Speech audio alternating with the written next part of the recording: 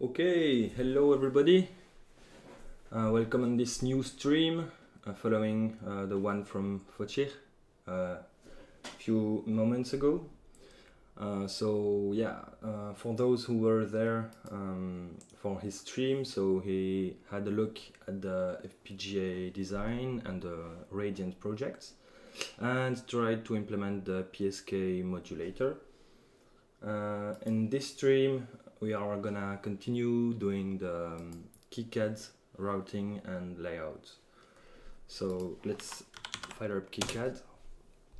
And yeah, so nothing changed in the KiCad project since last time, so I'm not gonna go back in the schematic and show things around. I'll just directly go to the PCB design. And yeah, so that's what we were left with last time we worked on it. So we were, yeah, RF subsystem was basically finished actually. So we shouldn't need to do anything special on it.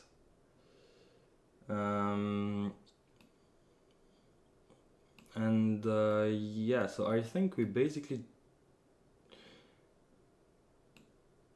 can directly do the power routing, I guess. Or maybe there are a few signals left which are unrouted yet. Let's see. Yeah, I think there might be some.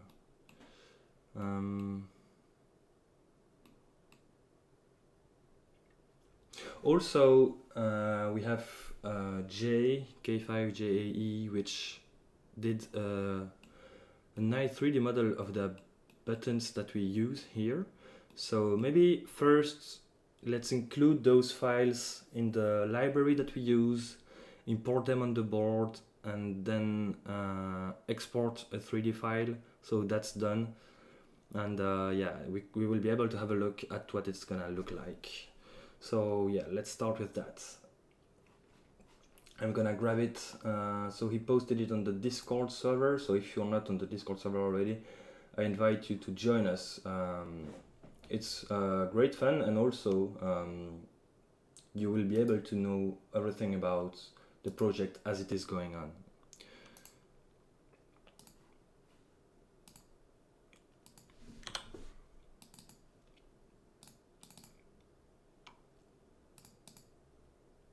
Okay, so I think it's right here, it's the best location for it. So the pretty folders are the folders for the footprints. And so yeah, I think we should just, I think it's what we did previously for the connectors. Yeah, the step file is just alongside the KiCad mod file. That means that we can just go to KiCad and footprint editor.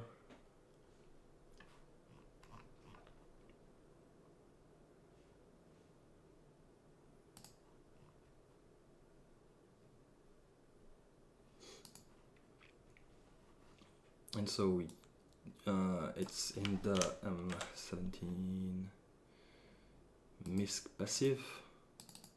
Yeah, so this is the footprint that we use, and we can import the 3D model.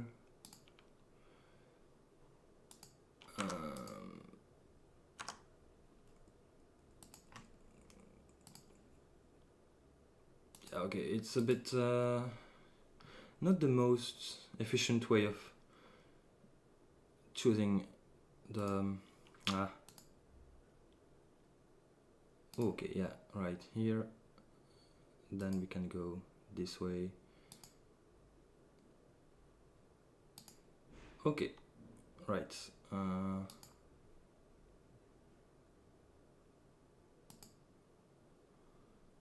Is it already? Oh, amazing. So Jay even did the file, the correct origin and so on, so we don't even need to move it. It's amazing, actually. Okay, so it's I don't know if it's the 3D file or the silkscreen layer or something, but it seems that the button is not aligned properly with the silkscreen drawings on the board. I don't know why it is actually.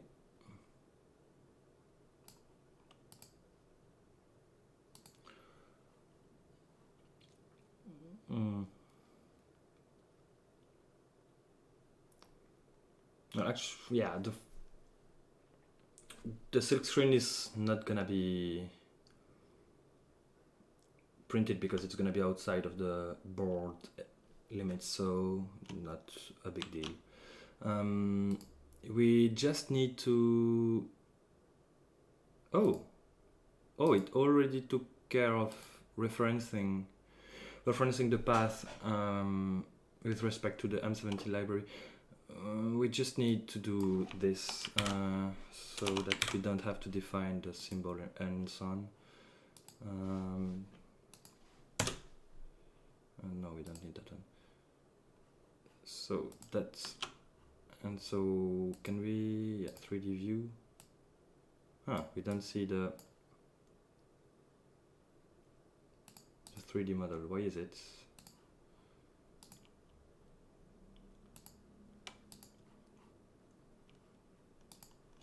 Well, let's try anyway. Oh, maybe. No, okay. Let's try it on the board to see if it's showing up.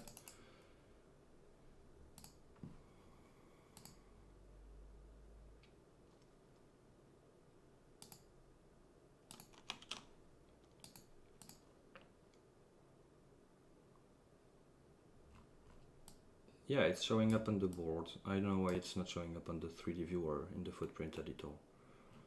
Not a big deal. So yeah, those are the two cute little buttons that we are gonna use. Amazing. So yeah, thanks again, Jay, for designing this 3D model. It's very nice. I really like it.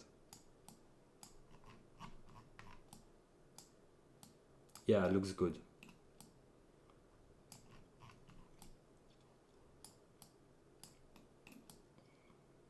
Okay, so that's done. Let's go and push the changes in the library already.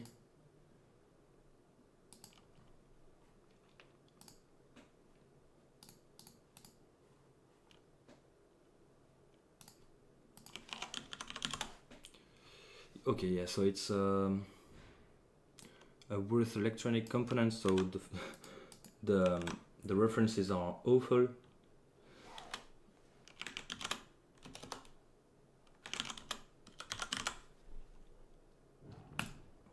Like this, and push. Great. Okay. I'm gonna export the 3D file.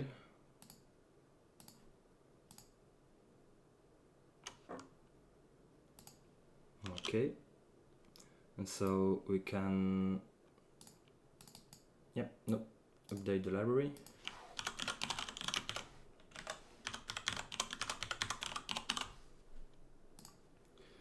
And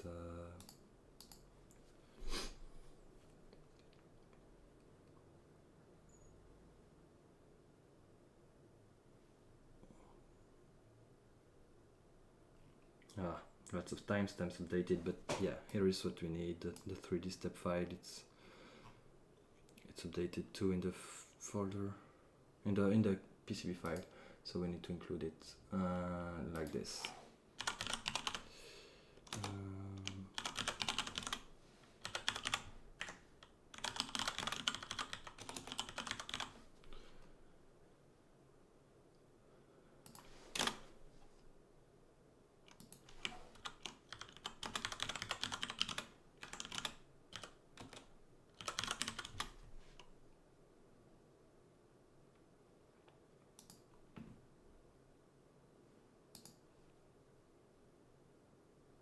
Okay, so updated 3D model is online already.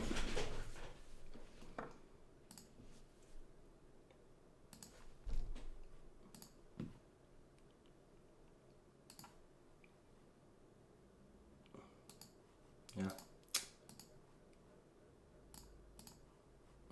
Okay. Okay. Right. So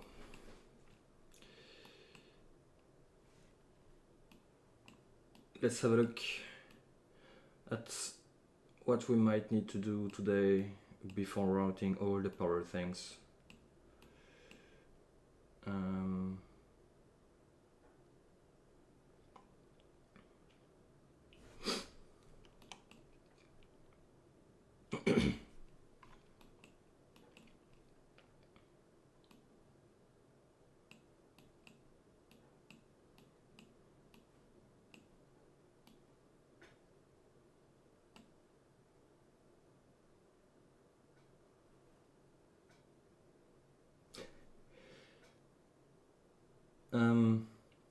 Hi Bibin.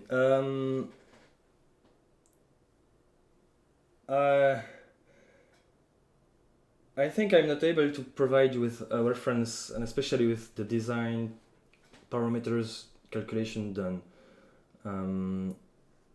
I have never designed an embedded 50 to 100 watt two-stage SMPS, so I fear that you will have to do the design by yourself.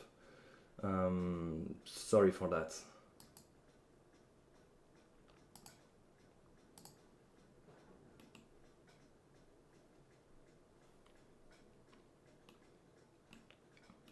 What I can tell you is, yeah, pay attention to the power dissipation, because it's a lot, and usually when you have that high power output, you will use an external power supply, I guess, depending on what you have to do, of course.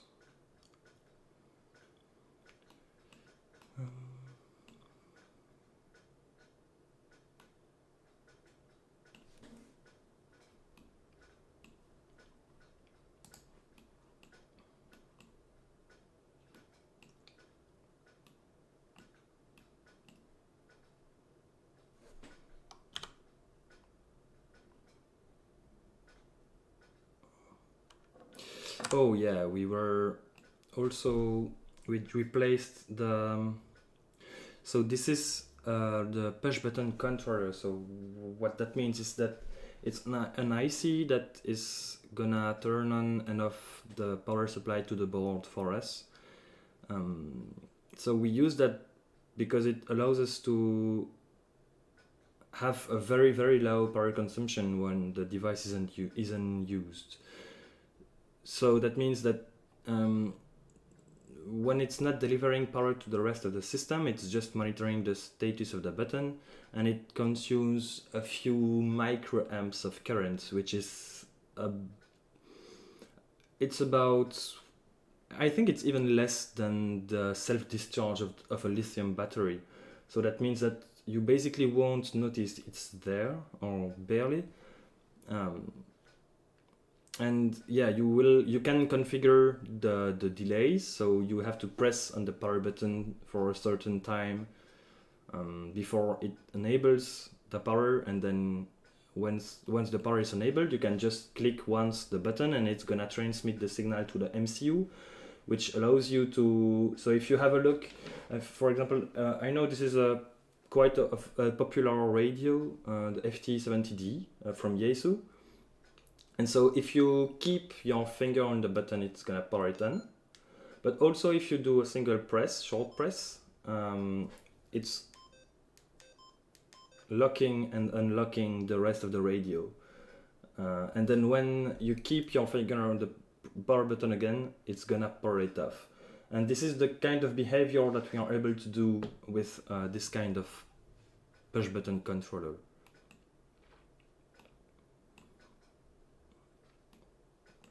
So this is the power button, this is the controller.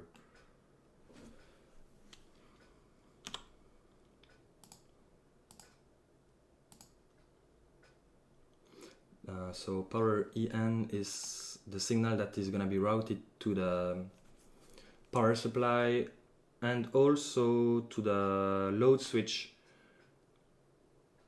which will enable or disable the power supply for the Nucleo board. So the Nucleo board have its regulators embedded in the Nucleo board. So we only need to provide it with basically voltages above 5 volts, and yeah, it will regulate by itself the voltage down to 5, 3.3 and 1.8 and everything it needs.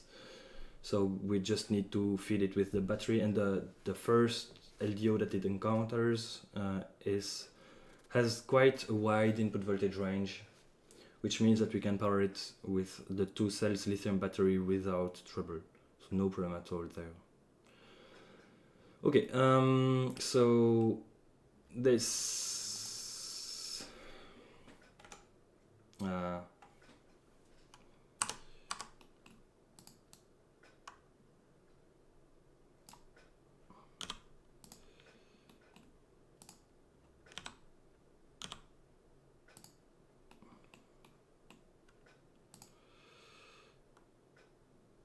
this connects to the button, so let's rotate that.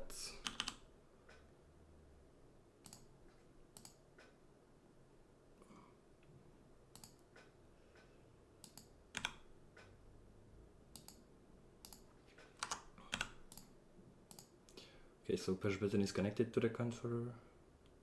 Nice.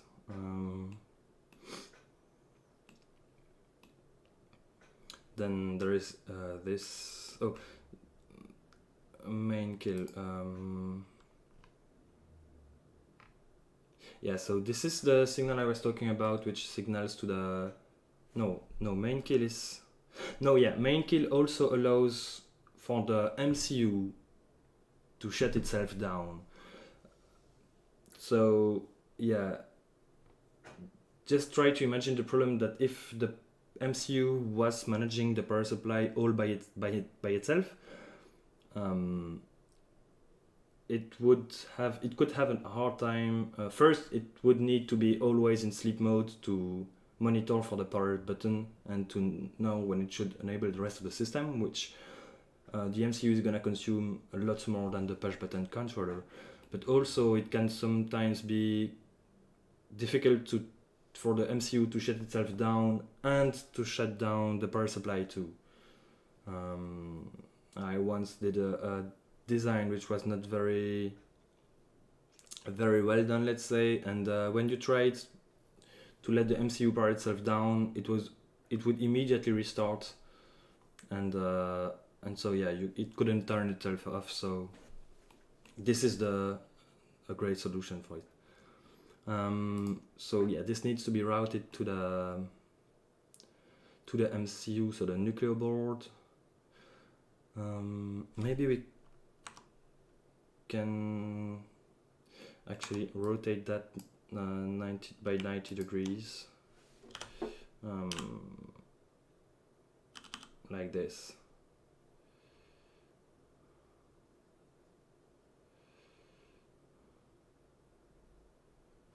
Let's get rid of this.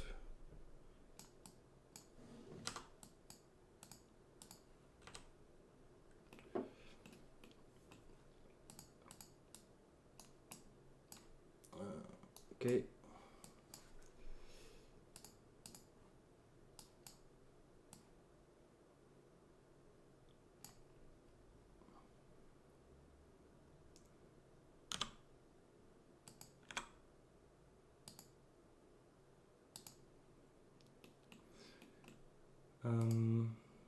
So this one needs to go, to the, of course, it needs to go all the way up to the buck converter. Where can we route it? So this is the clock signal, I guess. Yeah, clock. So let's try not to stick it alongside it to avoid any unwanted coupling. Maybe we can pull that all the way here so that we have a highway to route our signals up.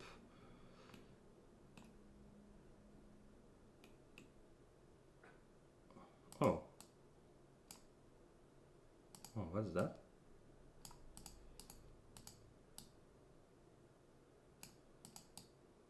Oh, okay.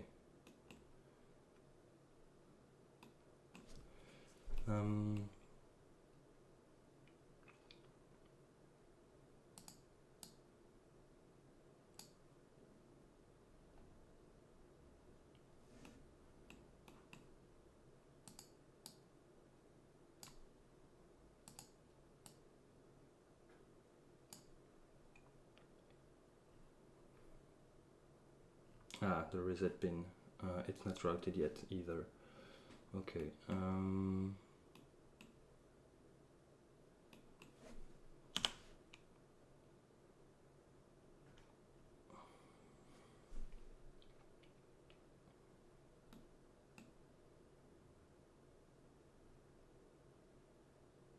Let's see.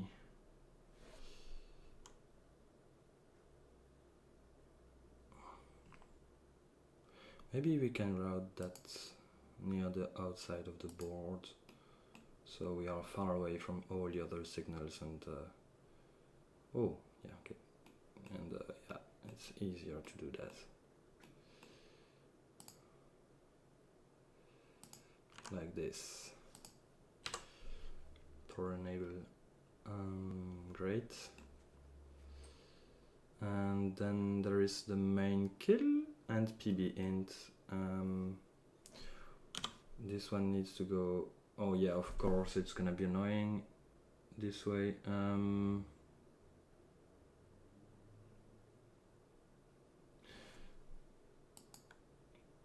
Let's route it on the bottom layer and do that too.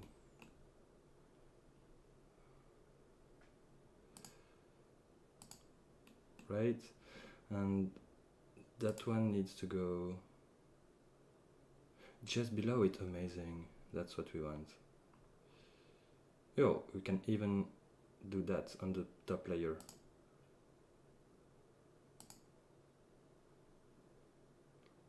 Like this. Great. Okay.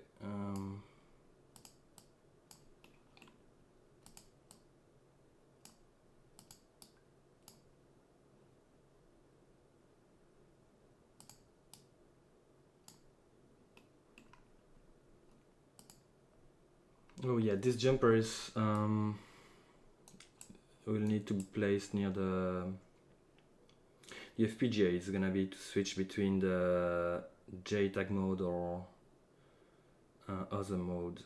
It's not gonna be soldered by default. It's not useful in when we are gonna just use the board. It's only when if we want to debug it through a JTAG port, we might need that.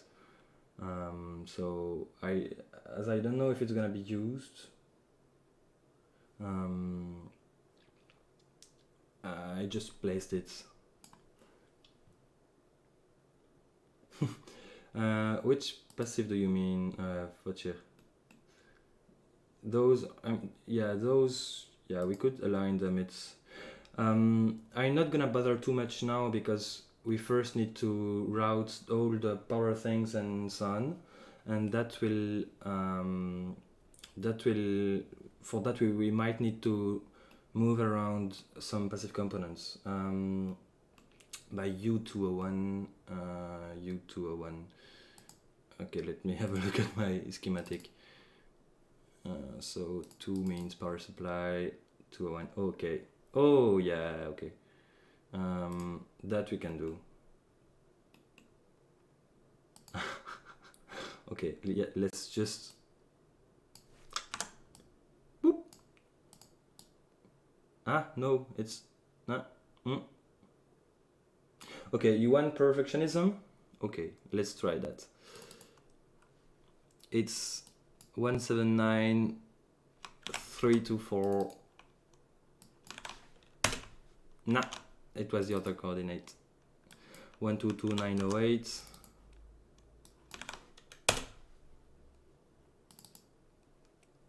.122.908. Best I can do is that, okay?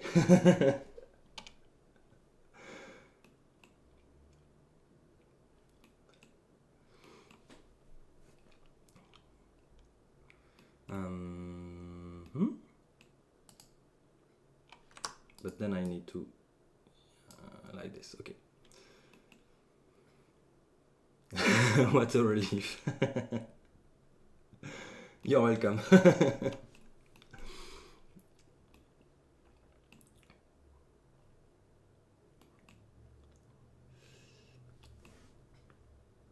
Okay.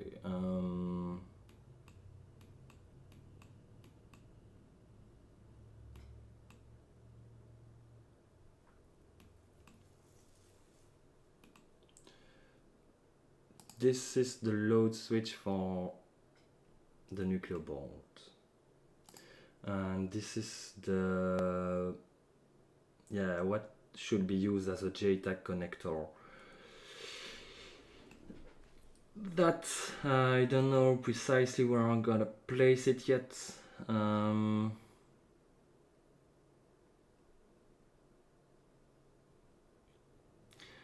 Let's see where it would make the most sense to know where we should try to free up a bit of space. It would kind of fit here, but might be annoying. And but yeah, on this side it's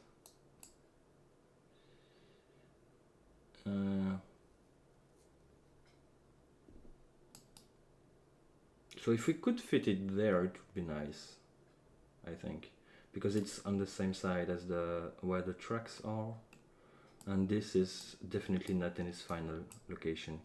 So if we can do that, it would be great.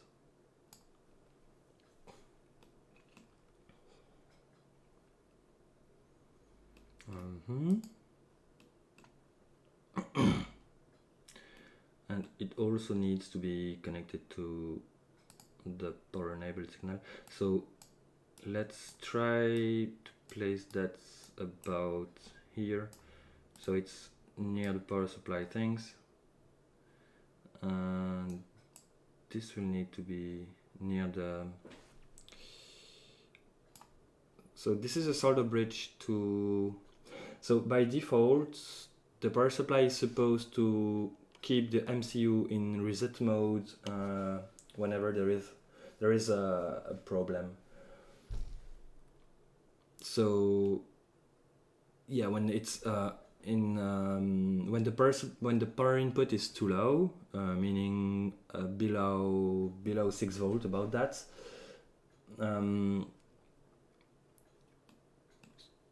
when the power supply is too low, the power supply, the buck converter, this chip is gonna keep the MCU in reset, so that we don't run in that kind of power stage, which might be damaging to the battery.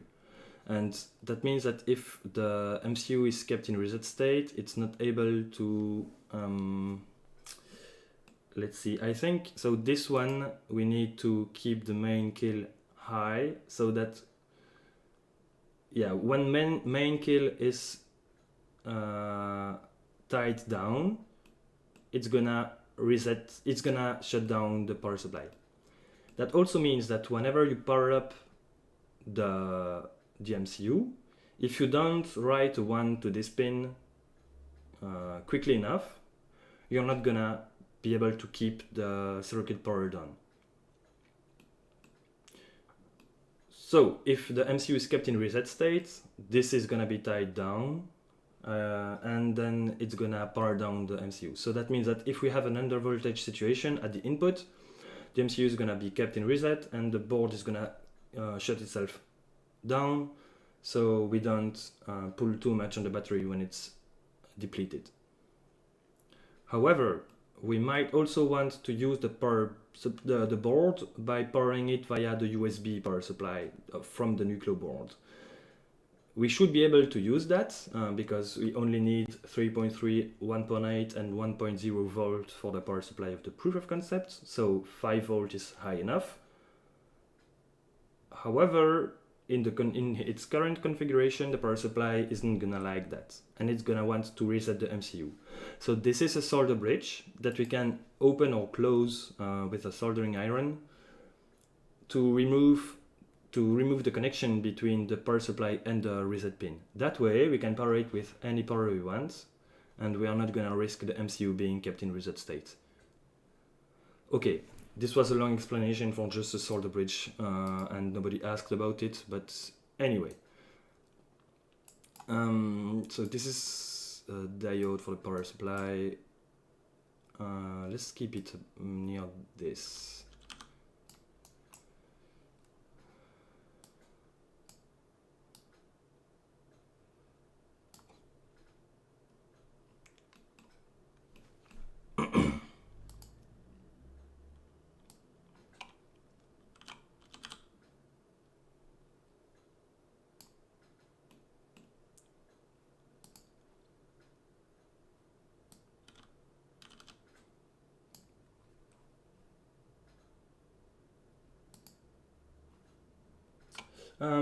Oh yeah, regarding the blue user button.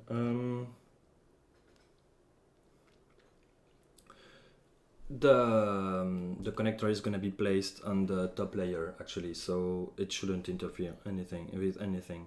Don't worry. So yeah, I don't know if we have a 3D model for that. I don't think we do. Oh yeah, we do. Yeah, you can see that. Not gonna interfere. It's great like this. And yeah, this one is a female connector. It's a socket, but we can use a header if we need. Just a thing I placed there. So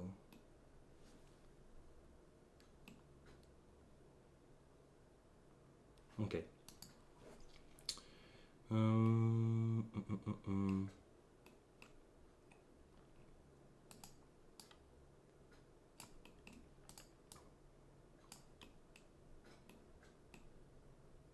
Oh yeah, so this is the input capacitor, and so we can place it here, like that, and then okay, how are we gonna do that?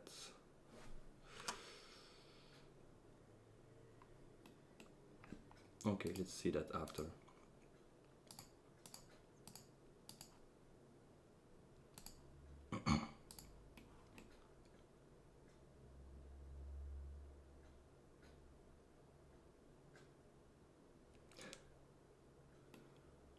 You tried like removing the blue cap?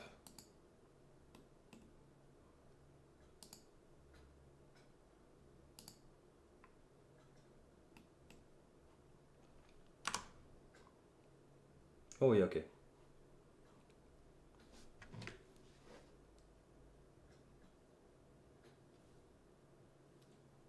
Yeah, I'm not gonna try now.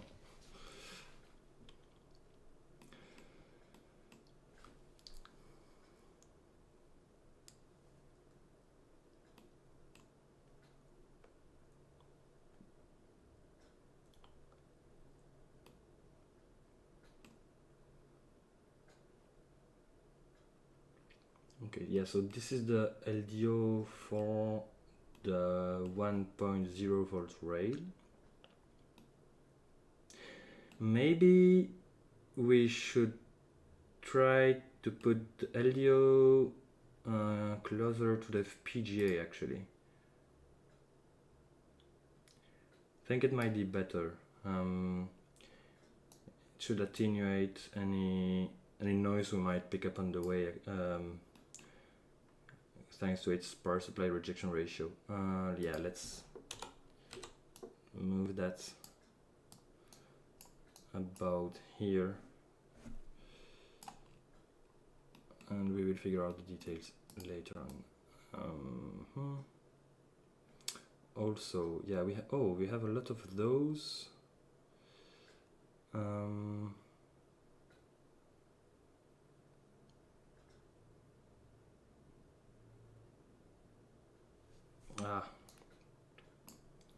It's gonna be, we are gonna have to move that around, I guess, to have some room for the test points.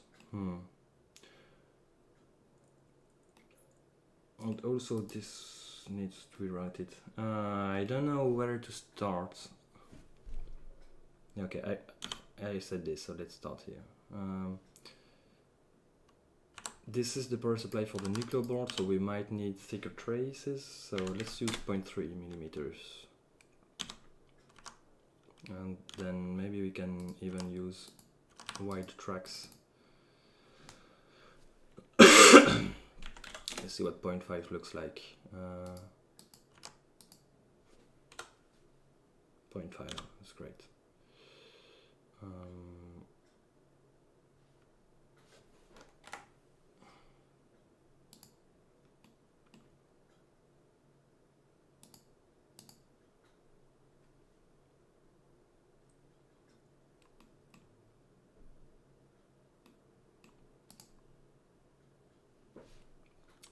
So what is this gonna be? I think it's the 5-volt output, so that whenever we connect the nuclear board via USB, we have power via the nuclear board.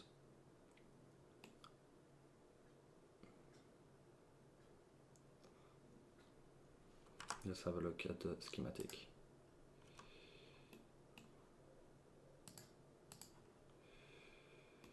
Yeah, plus 5-volt output, then diode, and then battery input. So that also means that if we have a battery voltage which is higher than 5-volt, which is to be expected, we are not going to have anything flowing back into the plus 5-volt and risking damaging things.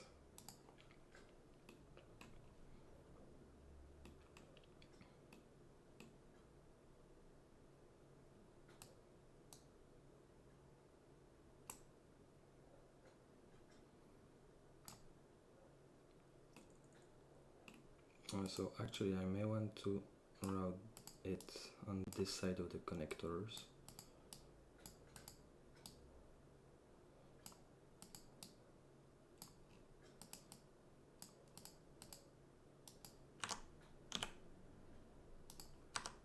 Like that. And then have, so where is this connected? Oh yeah, this is the reset. Yeah, this one needs to be thicker because it's gonna be carrying some power. Let's use 0.5, which is way more than we need.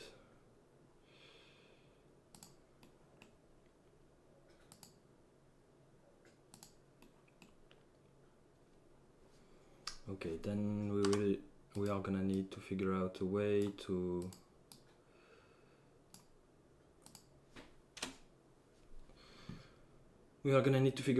to bring battery voltage up to here.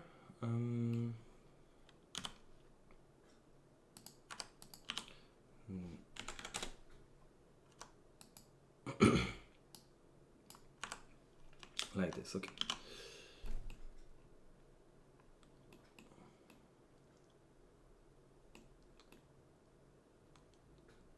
Let's have a look at the data sheet for the DC power supply to see what they recommend for the design.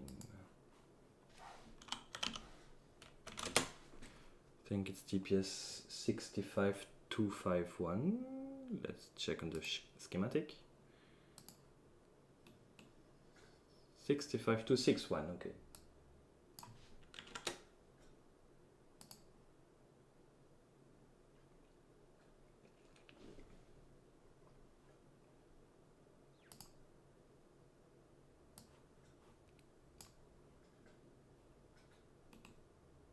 Layout. Oh yeah, they don't display anything else other than the top layer.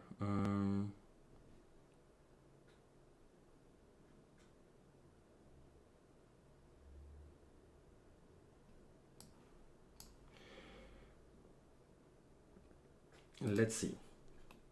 We have VBAT more or less aligned here, so maybe we can route a thin plane for the plus bat zone name, it's gonna be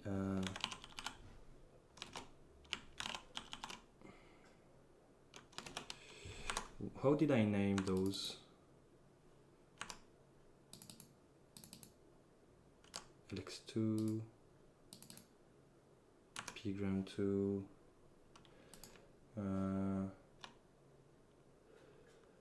and its name PV in. Yeah, let's name it PV in. Seems great. PV in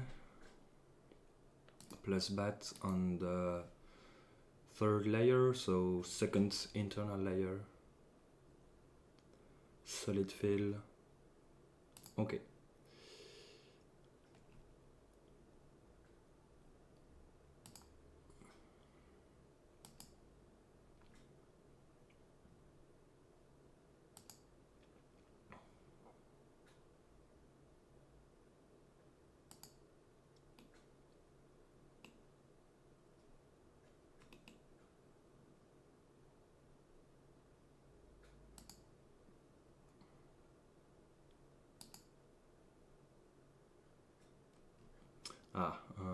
Yeah, this is okay. This seems to be 45 degrees.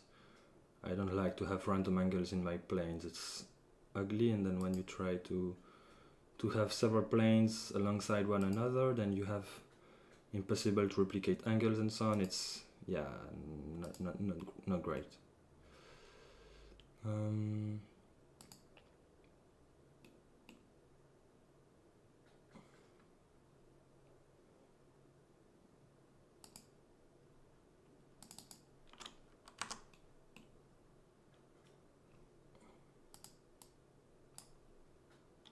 Let's see if we are aligned. It seems to be. Yeah, okay, we are aligned. Great. However, we are gonna need to extend the plane on both layers so that we can place some vias.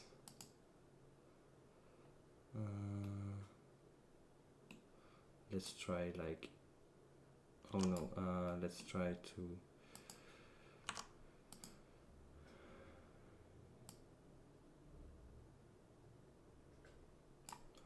like this. 1, 2, okay, and then like this.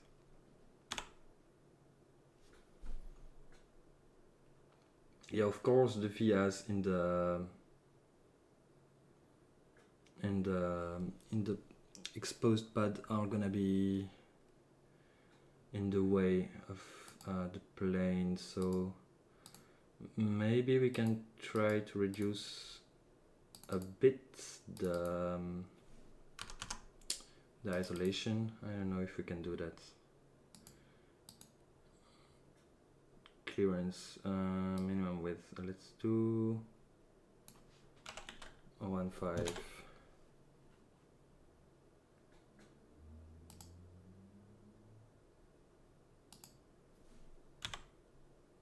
Oh yeah, okay, great. So yeah, I prefer that we have interconnection between those, and then we can just that we can go there and then place some vias.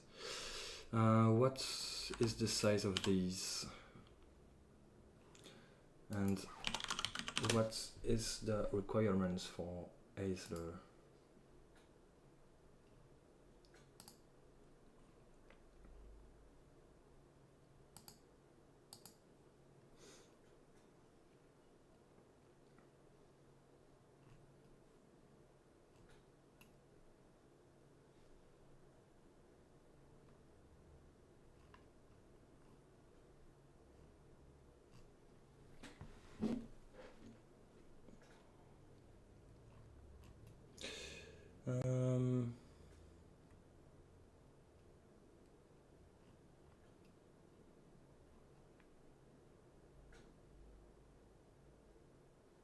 Yeah, minimum annular ring should be 0.2 millimeters, which it is. Yeah, we are on the smallest via size, but do we really need to use larger one if we use lots of them? Yeah, let's do 0.3.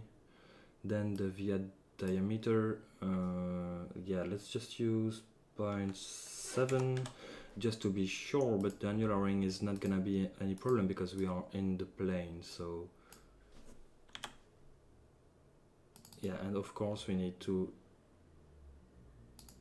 set the net to plus bats. Okay, great. So that means that we have a solid connection on both planes. And then we are not gonna be shy and just put lots of them. Maybe I can even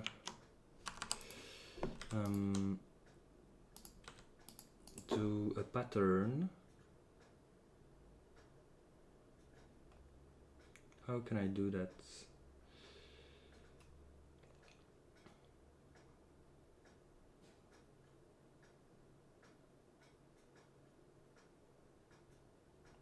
No, I can't.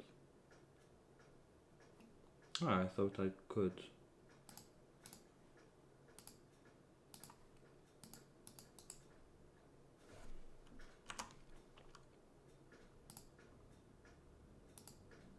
Right, select two of them.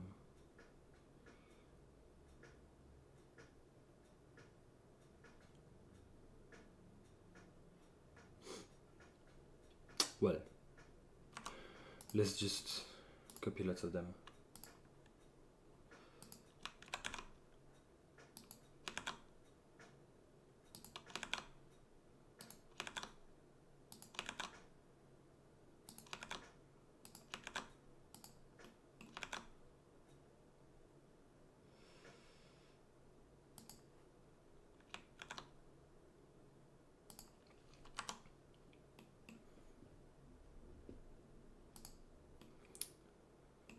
Okay, then we flow on the bottom layer and we go back up here.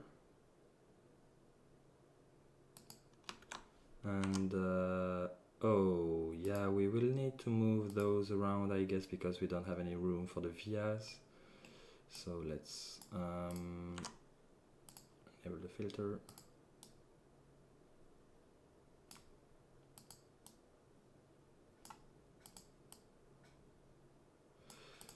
And keep them aligned, otherwise Watcher is not gonna be happy.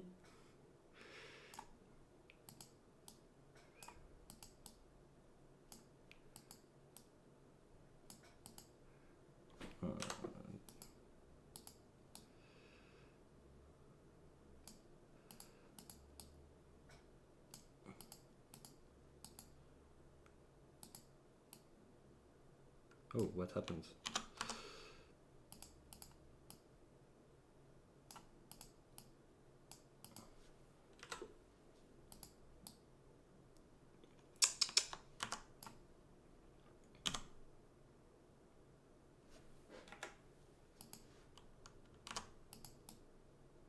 Okay, like this.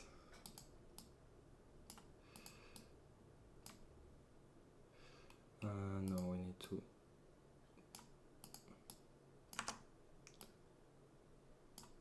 Okay, a tad bit more. Let's use here, okay.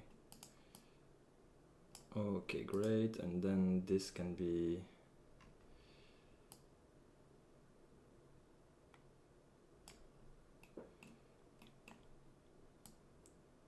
moved around like this, and now I guess we should have enough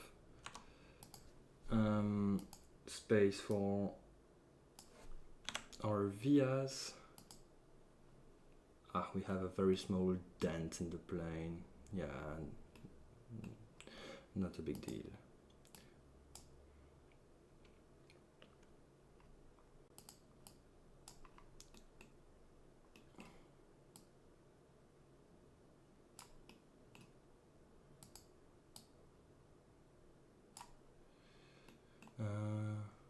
And maybe also drag that down. Yeah, okay. We don't need a plane to go further than the one at the top layer. So yeah, even this we can... Oh, why aren't they... Which grid am I on? No, it should be good. That's weird. This one isn't aligned with that one. Huh.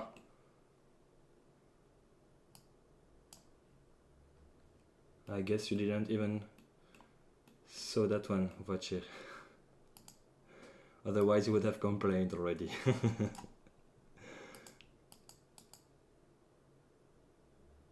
Hey, what's going on? This plane is aligned to nothing. Why is that? Okay.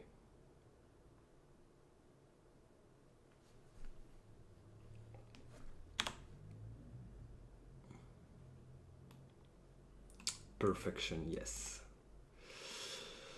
Okay, placing the vias.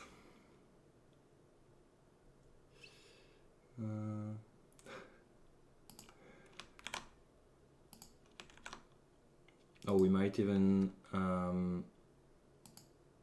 we have plenty of room for the vias, so we might even reduce a bit the size of the plane. This copper on that side is not gonna be that useful, so we are gonna change that once we are done. Okay, just like that. And so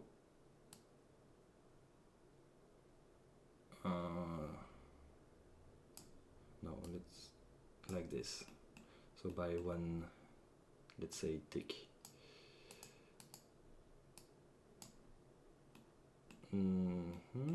And that's okay, great. So we have the first power plane which is routed. We will also need plenty of vias for the ground plane.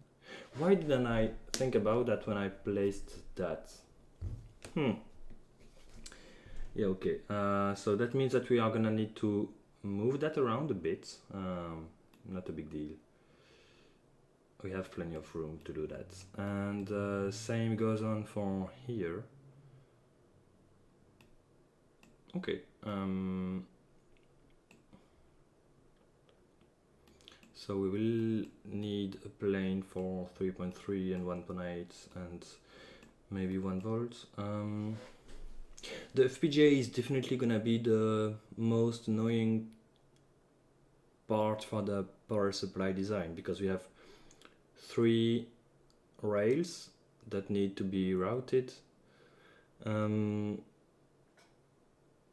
I think the 1 volt is gonna be the one pulling the most current, I guess.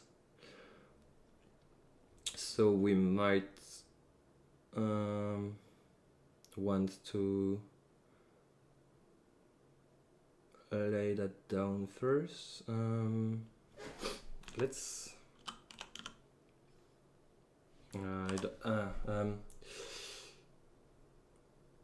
Votre, if you are paying attention, I don't know, or if you are peeling too many potatoes, would you be able to check quickly right now on Radiant the power supply, the current consumption of the FPGA, and which is the one which is pulling the most current?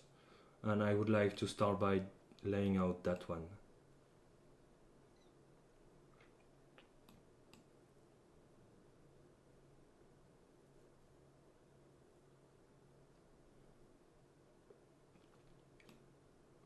And around the transceiver, it's definitely gonna be the 3 volt one, so not a big deal.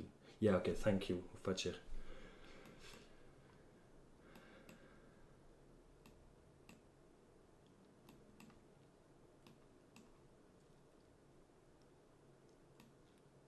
And then we are gonna need to have the battery power maybe we can drag a thick trace.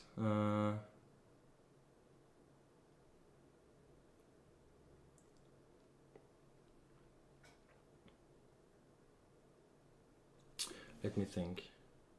We could drag a trace. Yeah, we should drag a trace. So this is the connector to which we are going to connect the battery. For now it's the connector, but it might change later on depending on how we want to do things with the battery. Then this is a slow fuse, resettable fuse. That is gonna prevent us from pulling too much current on the battery in case we short something or something like that. Then it's gonna go to the power supply, and we should do kind of a star pattern actually. So if we can do something like that, and then have something connect there in the kind of in the middle, so the noise is not gonna propagate alongside the rail, among the different rails. And then we can also pull a track down from the fuse to here.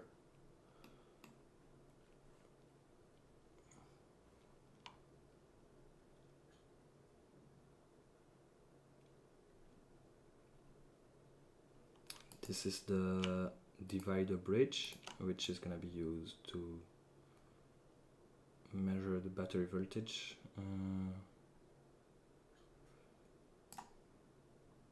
Okay.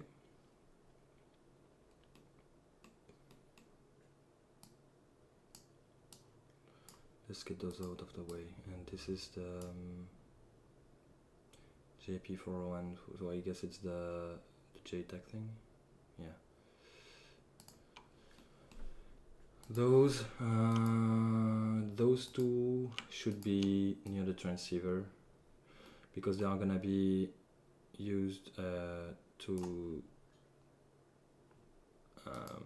if we want to connect outside equipment to the transceiver, like a low noise amplifier or something like that. I don't know if we are gonna use them, but the holes are gonna be there to connect to it if needed.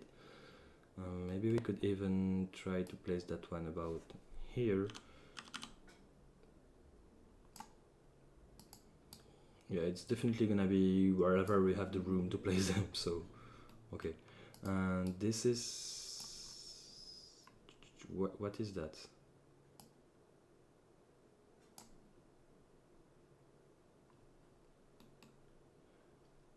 It's JP201.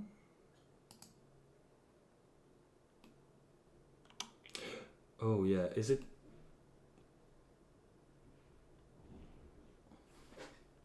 Oh yeah. Okay, and what does it say for the other lines? It's not to have a precise value, so 9.5 milliamps on the 1 volt it's nothing, but it might go up a bit. I would say not by a factor 10. But just to know which is the line which is gonna need the higher current.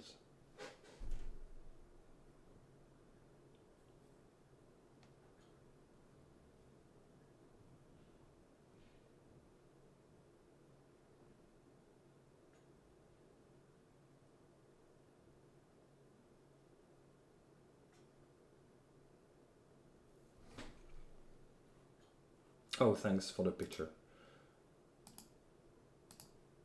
So just so that everybody can see, this comes from the Radiant project. Yeah, basically we are gonna have 9 milliamps plus 9.5 plus 5 milliamps on the 1 volt rail. Oh no, it's 1.8 volt. So let's say 10 milliamps on the on 1 volt, then 5 to 6 on the 1.8, and negligible on the 3 volt rails, it seems. yeah, 3 volt is mainly used for IOs, so it's not, yeah, it's in between what would be a power rail and what would be a reference signal voltage, so yeah. Okay. Okay. Yeah. So about jumper 201, this one is also gonna be used to disable under voltage lockouts from the buck converter. I forgot about that one, but basically, if you open this, then this one is floating. This one is receiving the full battery voltage, and it's never gonna be in an under voltage condition. And if you place it, then you complete the bridge, and then you divide the voltage at the input. And if you go look in the TPS blah blah blah datasheet, you are gonna see that depending on the voltage on VDIV, it's gonna be in or out of voltage lockout condition. So yeah, we have the solder bridge, which we can remove if we see that things are not working properly, so that we don't have to cut the boards to isolate the reset signal from the power supply and the nuclear board. But this one is going to be used when we switch the power supply from battery to USB and so on. Okay, so this needs to be near. Okay, yeah, we could place it like about here. I know that Jay will want to know the location and of those kind of jumpers that are gonna be used when using the device, because it might need some cutouts in the 3D model, I guess. So yeah, just know about that, Jay, and if you need some information about those also, don't hesitate to ask me on the M17 Discord, doing some advert for it again. Okay. 1 hour of stream already. Maybe let's do a short break. Yeah, a short 5-minute break or something like that, and we'll be back for the power supply routing. Okay. So yeah, see you in a few minutes, guys.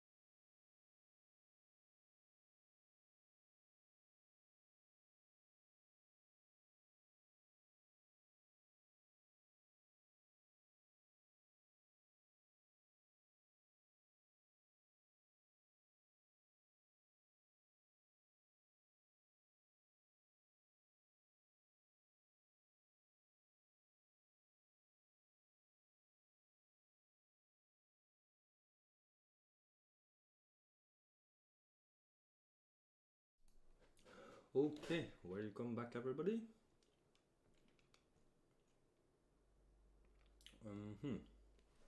So, about the power supply.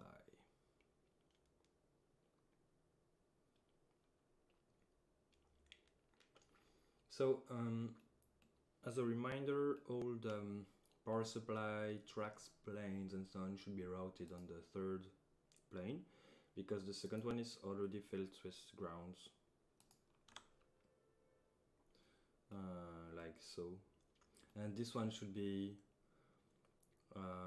as continuous as possible. So we talked about that in a previous live stream, but that means that even the vias on the top layers or the bottom layer should be placed carefully, because we want to avoid, like, okay, reflecting back, this isn't a good choice, because you see that we have a large opening in the ground plane and we usually don't like that. So actually I'm gonna remove one and see if I can just spread the vias so that we don't have any large opening in the plane.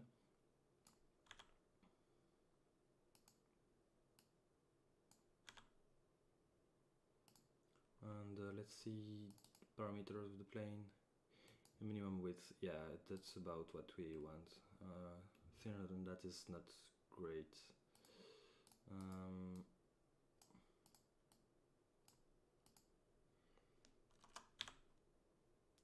Can we drag that down? Yeah, and we can keep things. Great, okay. And like this, yeah, it's creating an opening. Not great, actually.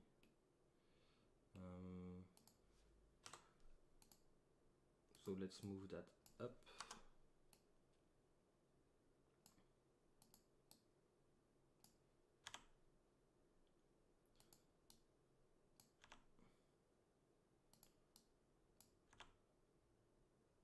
Okay, we might be able with this spacing to have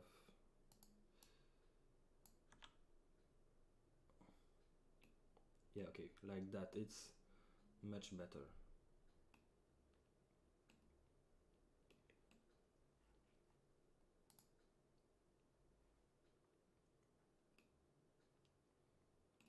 And same thing here, let's remove a few of those and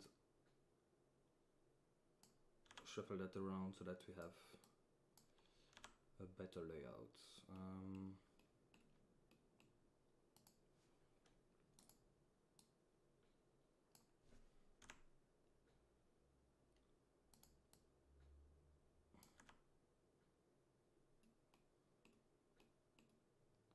Might want to remove even one more. Yeah, I guess so. This is the... Oh, we can do that, okay.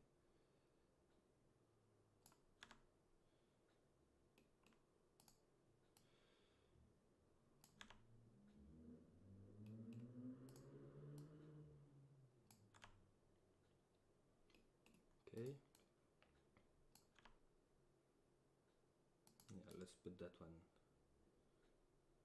here. Great. Okay.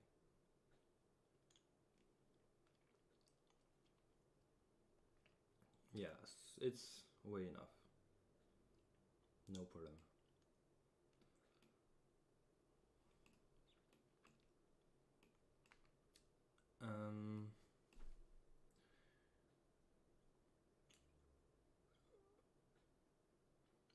So we should maybe start by paying attention to the ground connections, at least here and there.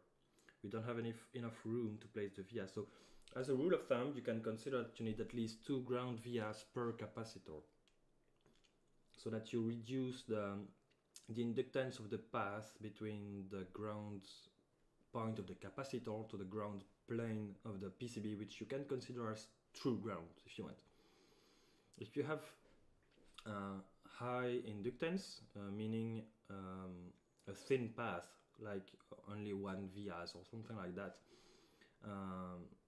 then you can kind of, if you want it means that for current spikes or something like that, it's these kind of spikes have a high frequency component to them, which means that if you look at the impedance of the via at these frequencies, it's gonna be higher than having two of them, and so it means that the ground is not gonna be that good, if you want. So the ground point of the capacitors might move because of the impedance of the via connecting that pad to the ground plane. So we will pull a bit on that, and yeah, let's hide that, and like this.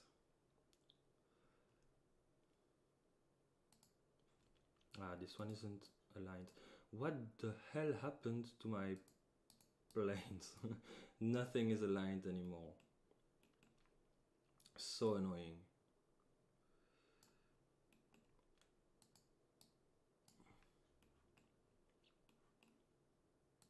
I guess dragging it around and rotating it and so on did no good to it. Let's try to keep this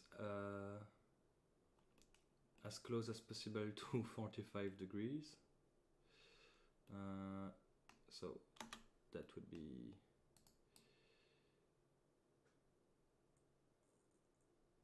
like that. It's 45 degrees. This like that. But we need to move that around so we have room for the ground vias on the side.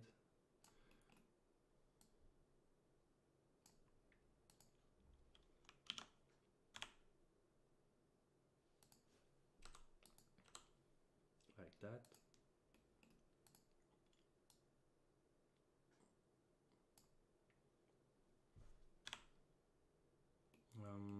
We might want to move the capacitors too.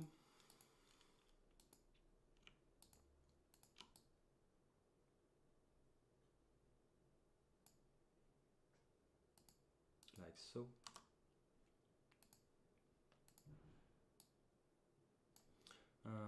This isn't aligned,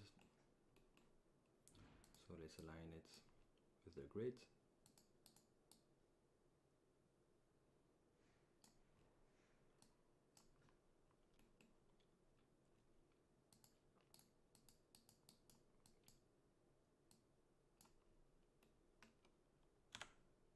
Like that.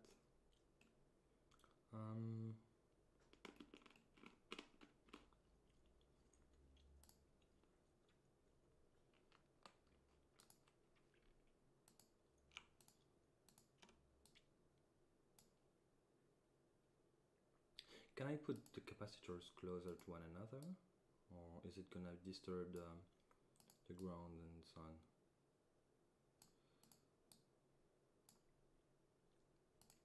The ground plane, how does it behave?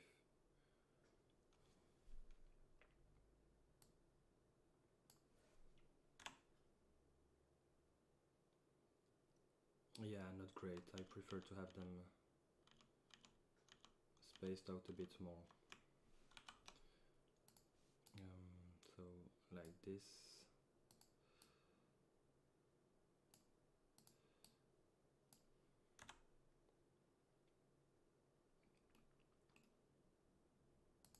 I would really like to have this plane aligned with the one above it, like that, and we keep the ground, the connection here, good. So that means that if we put that here,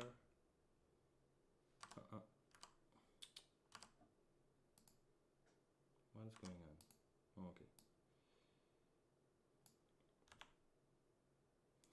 Move one more. Okay. and then pull on this one too, like that. And then we can move that. So how is it? Okay, out of alignment again.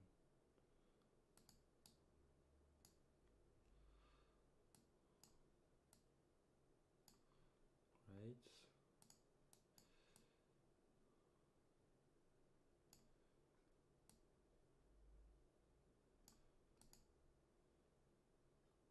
Okay. Let's see if it's 45 degrees, which it is not because it's not aligned. Yeah, now it is. Like that.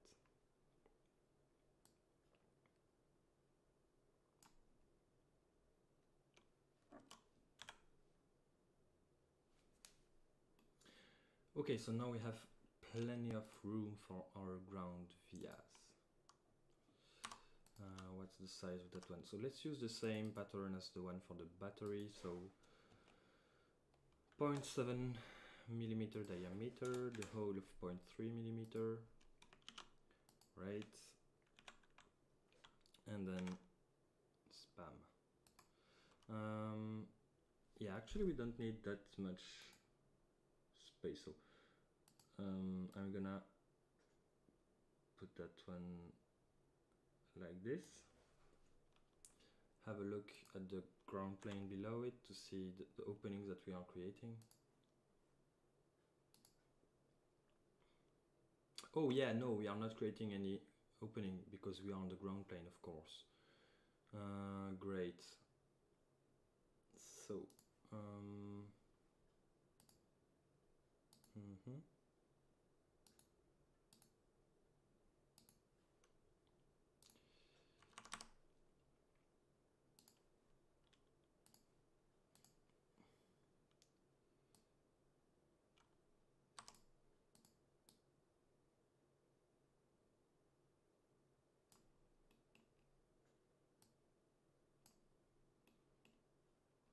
we can even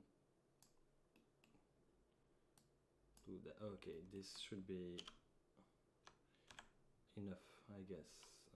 And then we can really spam those. Yes, they are not an issue for anything.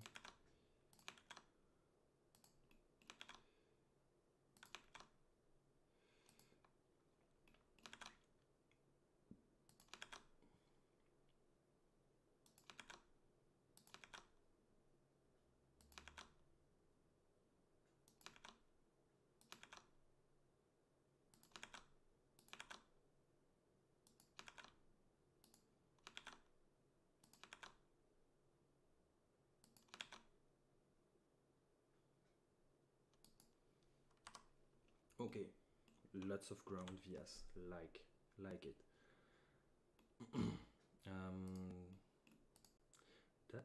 That can be moved closer to the ground plane again now, like this and like this.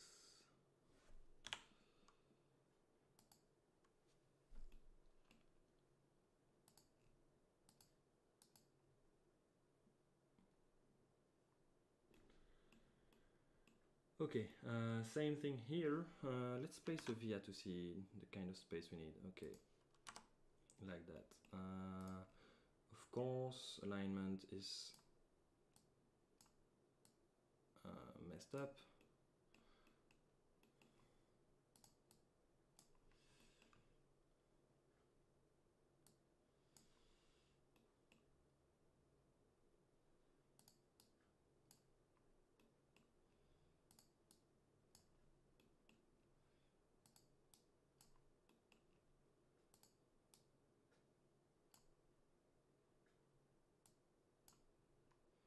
Okay.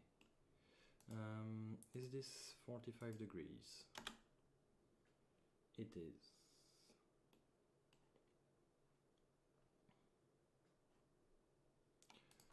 Okay, so now I can move this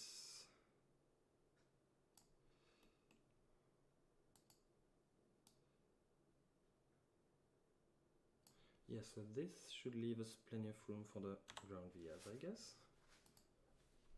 If I do... Oh, freeze. Okay.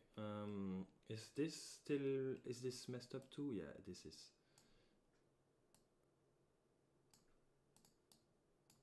We should remove that one.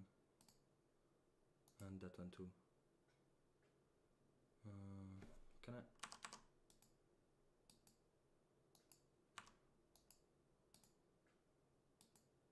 Okay. And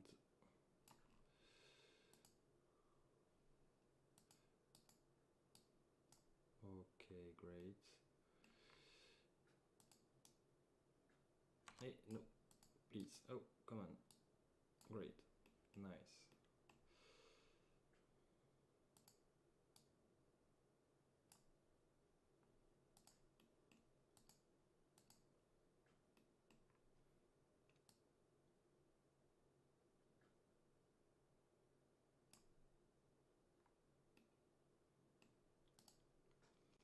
Now we know where to place the inductor. So this is good.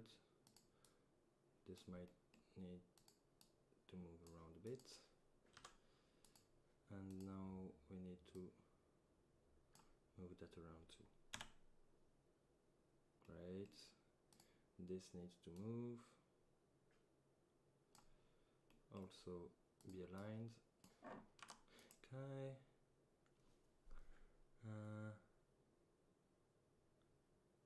Yeah, I don't think there is a tool to align it, is it? Is there something?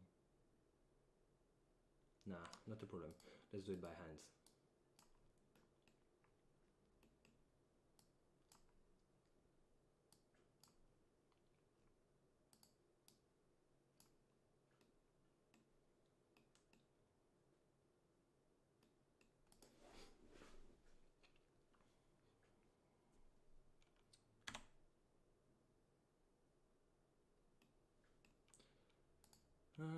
These will need to move a bit. Maybe I can extend that a bit and like that. What kind of... Yeah, okay, we will need to extend it a bit so that we can move the capacitors enough to have at least a sliver of plane around those pads. A bit more.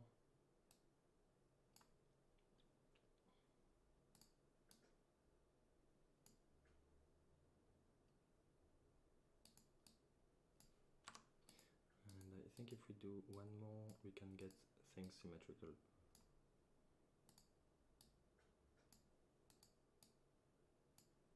Yeah. Great. Okay. Now we can spam the ground vias. This thing, is it aligned? No. Yeah, now it is. And why is this one not aligned? Great.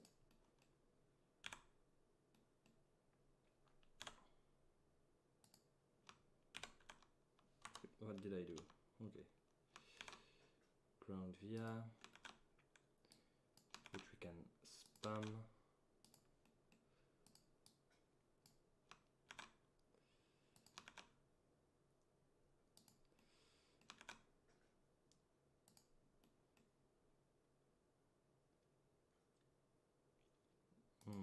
I don't like the fact that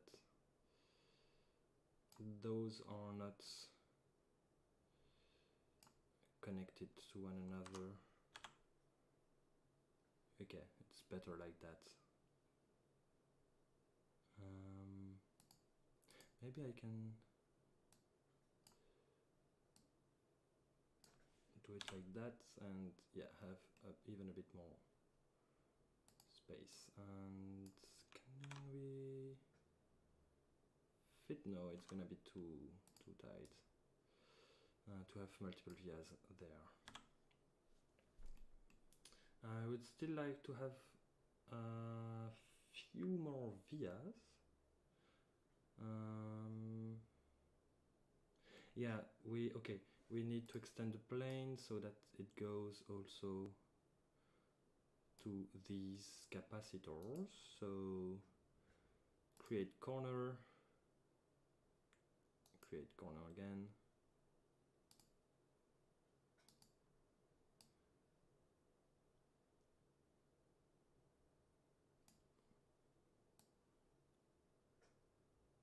Like so.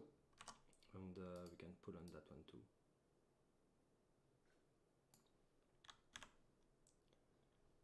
Great.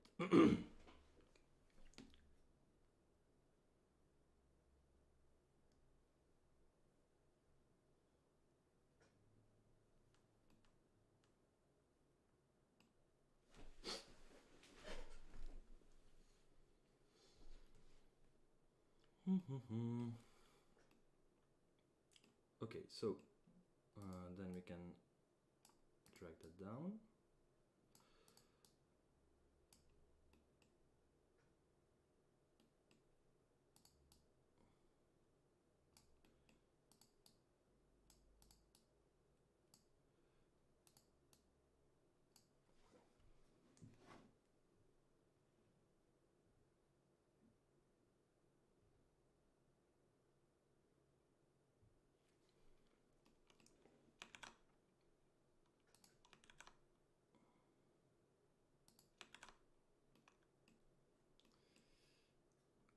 Ground vias here too.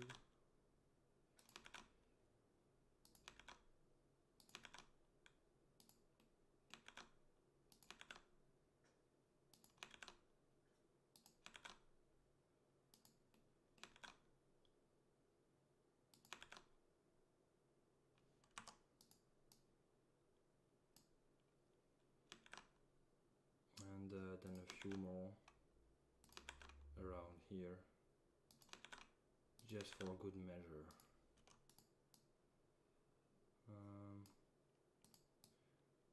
Yeah, let's create a tidy pattern.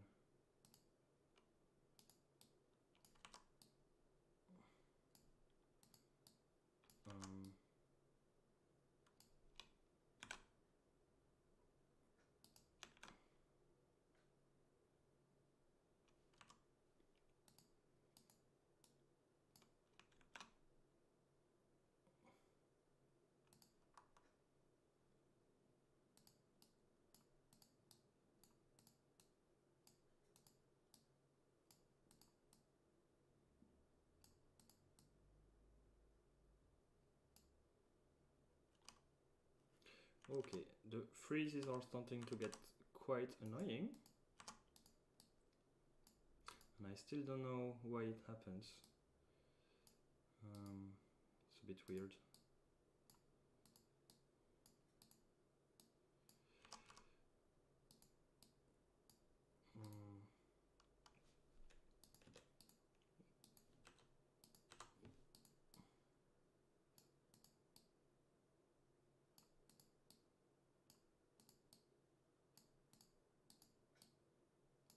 Okay, like that.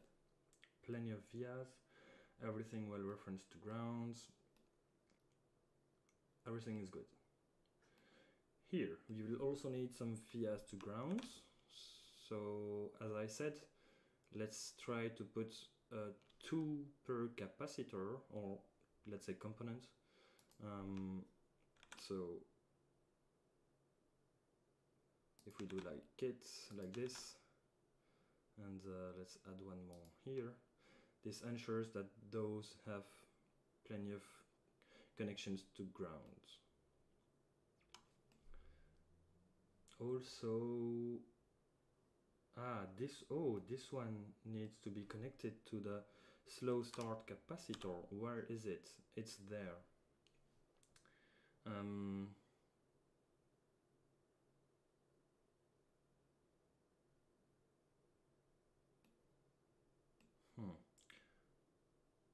How should we connect everything?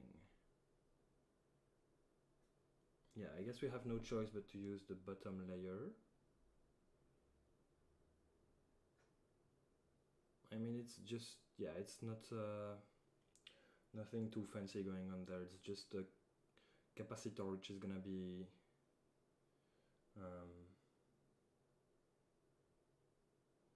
yeah, you can post the YouTube stream. It's great, but also then you will hear my comment very late. But I mean, it's not a big deal, I guess.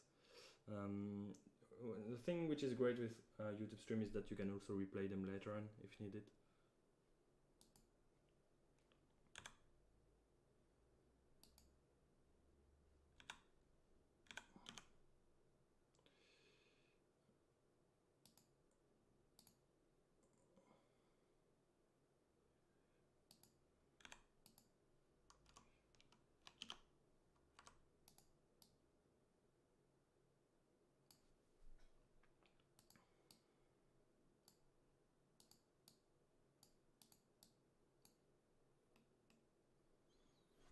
Okay, so this should do it for the slow start capacitor. So this is just a capacitor that is gonna be charged by a constant current, and then the power supply is gonna kind of track the voltage across this capacitor to ramp up the power supply output. So this ensures that there is no huge spike consumption, current spike while you start the thing, and then all the capacitors on the board have to charge and so on. So if you go nice and slow, it's gonna reduce any problem that you might have regarding that. Okay.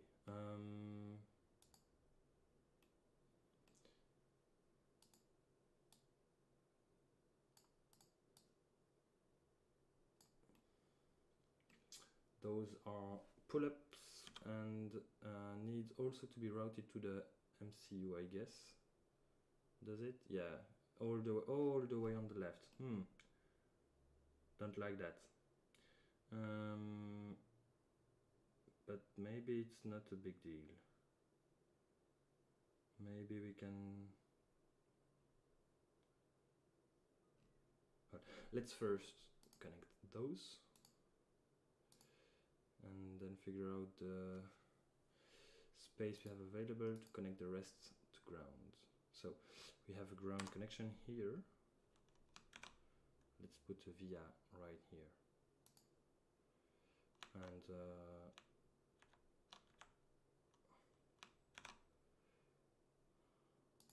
one more.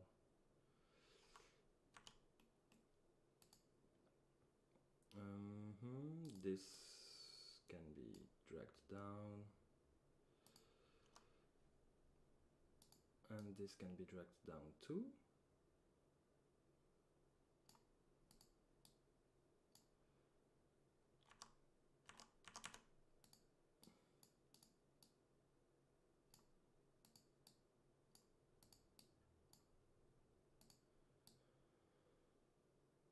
Like so. Then what is this one? Oh yeah, it's a decoupling capacitor from the internal regulator. So this needs a good connection to ground. So we will need vias.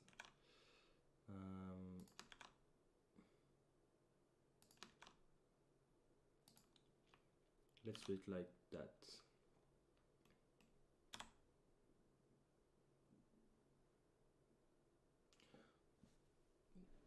Also, in the end, on the top plane, we are gonna have, on the top layer, we are gonna have a ground plane, which will fill all the areas which are unused. This will be done in the end so as to not clutter the display. But this will be used also to connect like the ground pads of the various connectors on top to their vias, basically. Here we are also gonna need vias, which I can't place here. Okay, like that.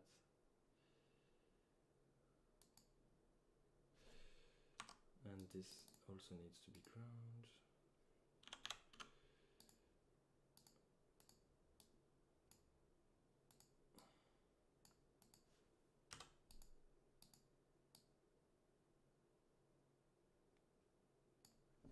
Okay.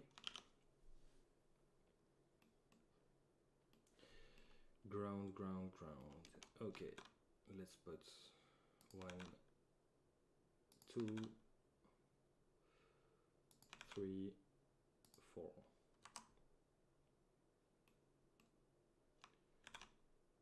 1, 2, 3.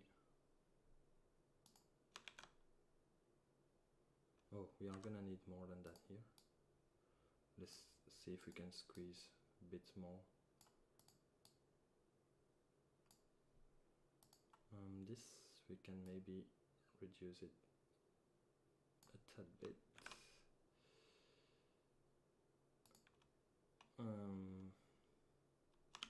Yeah, we would need a few more if possible. Could we do that? If we move that a bit higher, we could do it properly. So come on.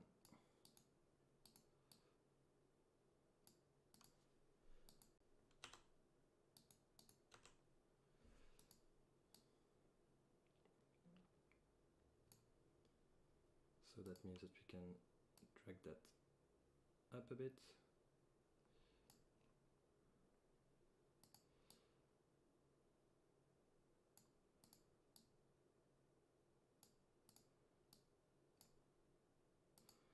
That's 2. And then we have space for a few more VS. Great. Yeah, this needs to be a bit longer, and this is not a big deal. Okay.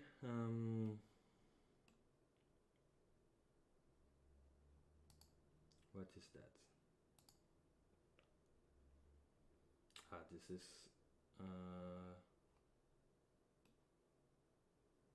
okay. This is for the FPGA. Oh yeah, random FPGA components.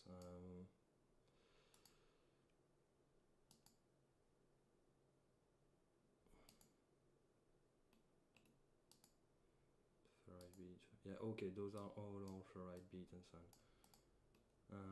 Let's get them out of the way.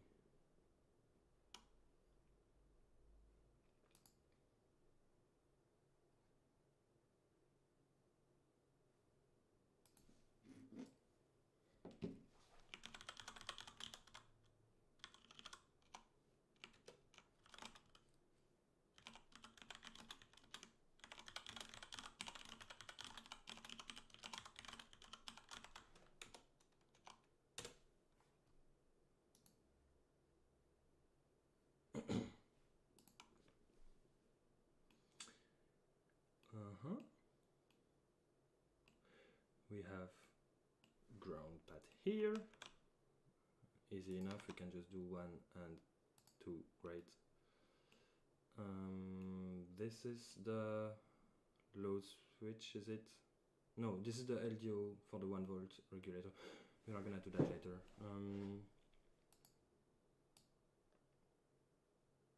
Under voltage jumper.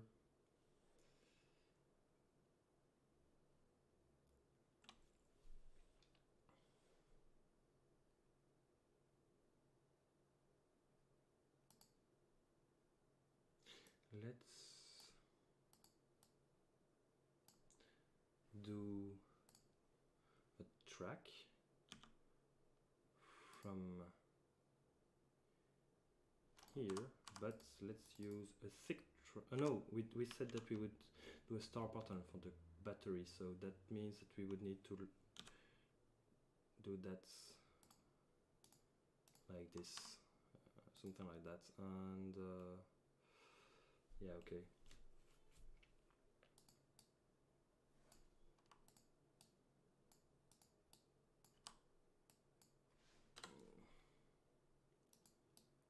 just so that, yeah, actually okay. the wires on the screen are a bit annoying. Okay, so we have covered the ground pads and vias, I guess.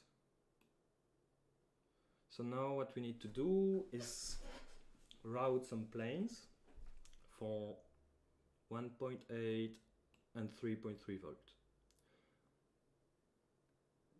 This is easy enough actually, because we have one on the right and one on the left. And yeah, this one is already on the good side. So let's lay out something and then see if we need to change anything. So we are on the third layer, and let's start here for 1.8, and it will be 1v8. Yeah.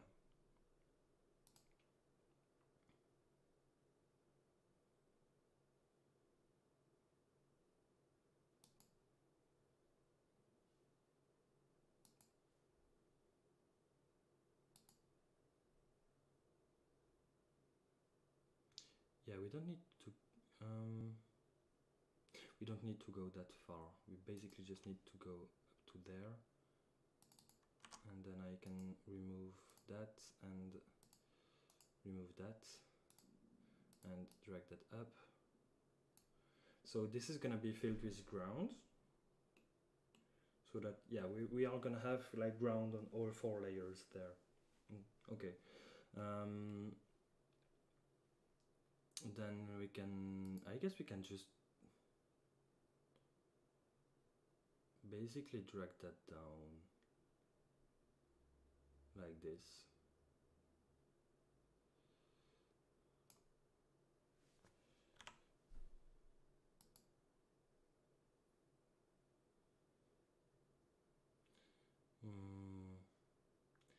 We may want to try to space these out a bit, so that we don't create too many openings in the 1v8 ground plane, but not that big of a deal.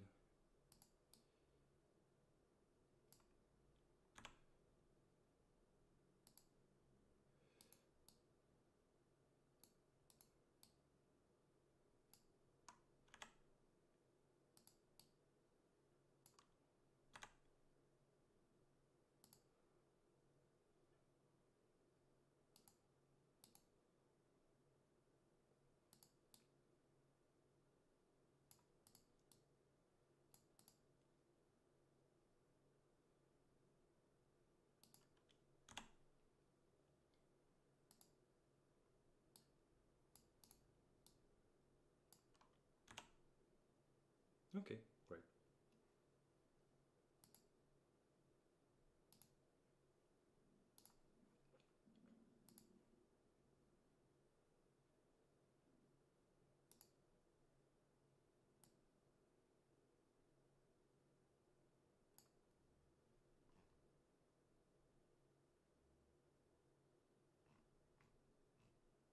Oh yeah, okay, just checking the YouTube analytics, and it's spamming me with bitrate suggestions. Let's ignore that. Okay. Also lots of ground vias here, which we can space out a little bit as to not open too much the power plane.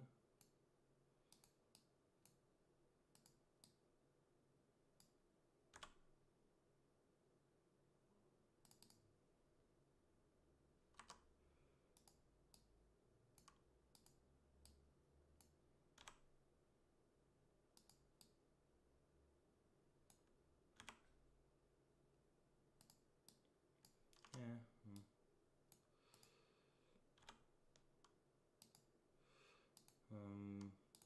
What if I do that, which is the minimum? Okay, maybe I can even place them closer to the capacitor.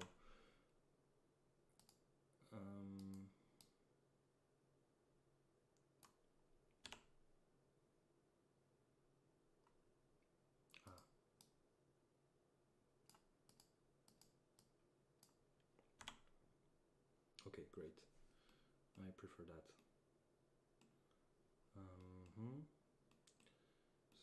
So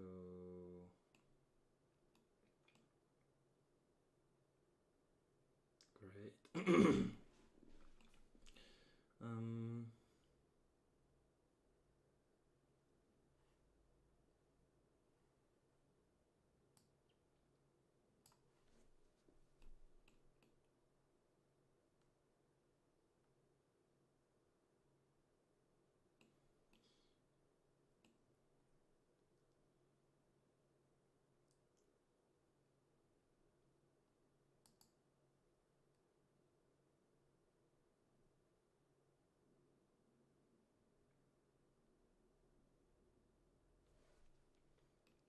Okay.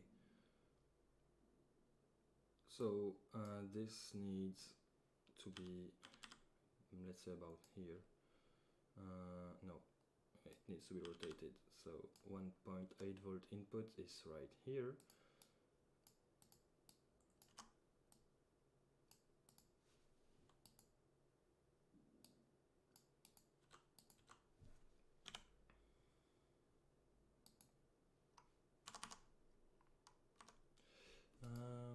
Yeah, we don't need a thick track to go there. I guess so. We have.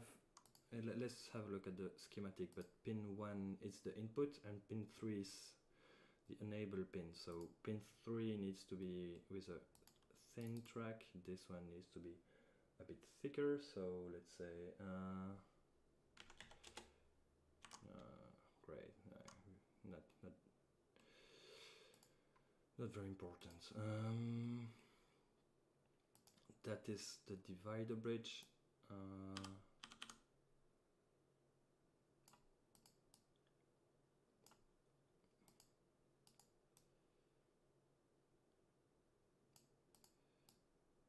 Like that, and this is the output capacitor, I guess. Like that. Okay.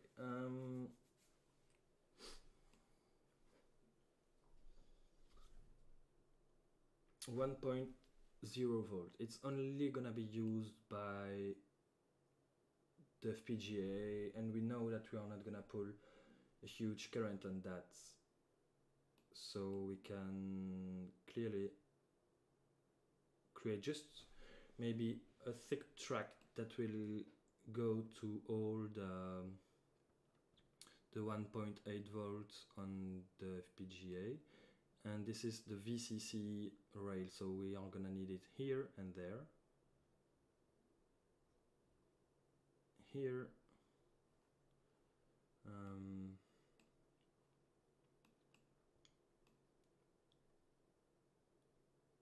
VCC IO 3.3, no. VCC aux, it's gonna be 1.8.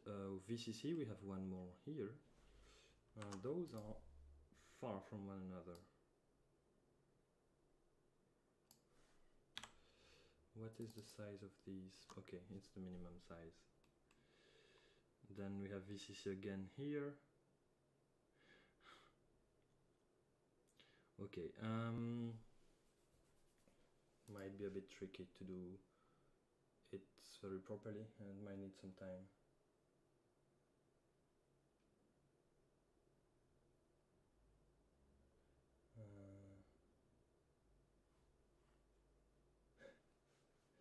We need an emoji for ground.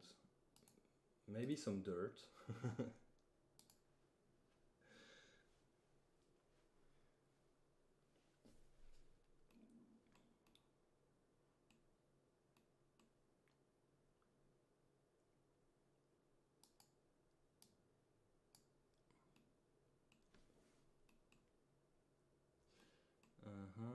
Okay, so this is gonna be tricky too because we will need vias for VCC auxiliary. So what it is also nice to try to do at least try, is to have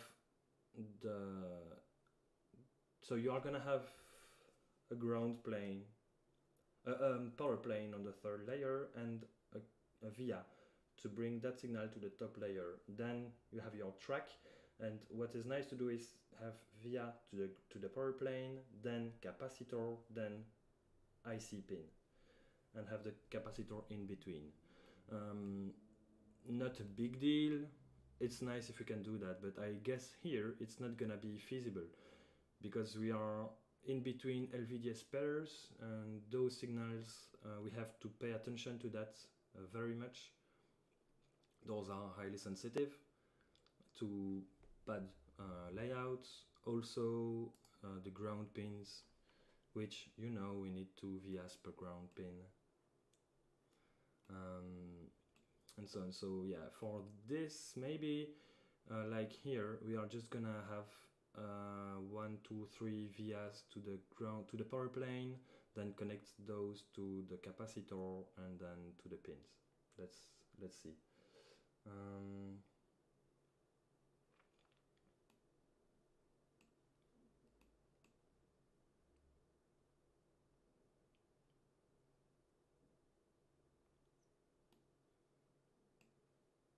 Oh, if you want a picture for the ground via, maybe you can use that to take a screenshot for the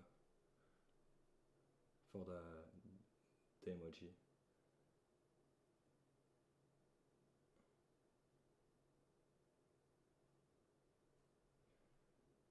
Hi Mark, I like YouTube too. I'm going to have it playing at the N17 table at the Hamcom. What is the Hamcom?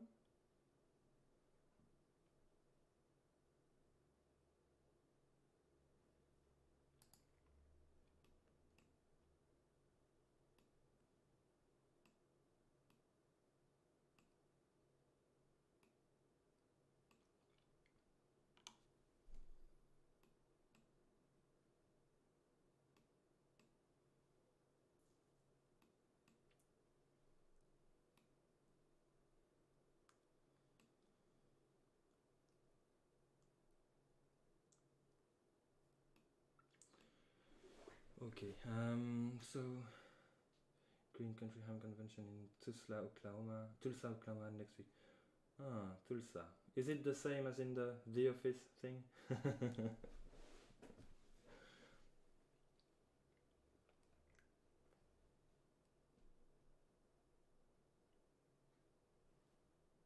Or no, Tulsa is in France now, is it? I don't remember. I watched those two series not long ago, and I kind of I'm getting confused sometimes. Anyway, what is that already? Ah, okay.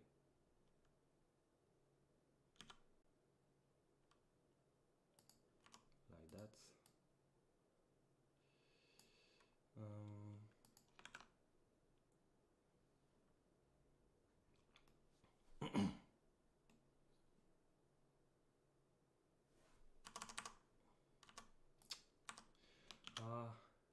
Freeze.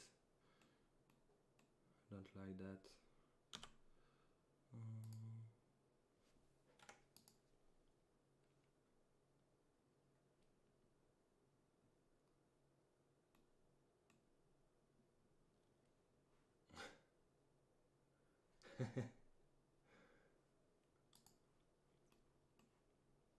Yeah, maybe I can actually do the screenshot. It's free if you want higher resolution. Well, anyway, it's not gonna change much. Let's continue trying to figure out. So yeah, I'm just browsing, scrolling, watching until I have an idea which pops in my mind on how to do that. We should do a star pattern for the ground plane. It's always better to do star pattern. So basically, when it comes to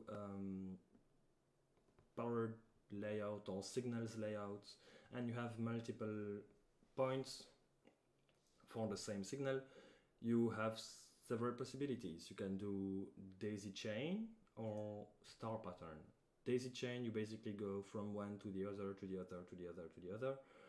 And star pattern, you basically, it's like Ethernet if you want. So each computer is connected to the router, to your modem or something like that in a star pattern. You have one cable from each computer to the modem.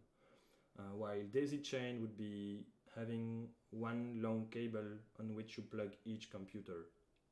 And so you can understand why when it comes to power supply we like to have a star pattern, because then if we have noise or offsets on the ground from due to one pin or one IC or something like that, it will avoid the noise or this perturbation being propagated on all the pins in between the noisy one and the perturbing one and the power supply. So it's nice ground. Yeah, we have a ground emoji on the M17 Discord, which is one more reason why you should join it if you didn't already. And in case you watch that in later on, after the stream is done, I think there is a link to join the Discord in the description of the video. So don't hesitate to click, come and say hello.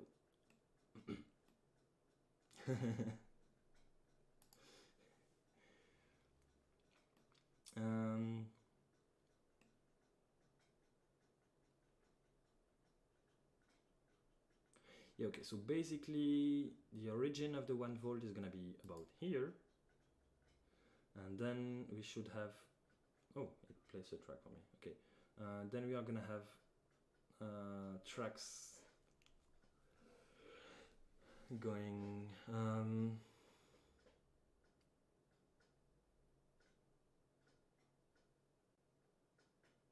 okay, let's drag that down a bit and have it closer to the FPGA. Then we have the 1 volt here. Okay, wait a minute guys, I have a call that I have to take. I will be back in a few minutes, sorry.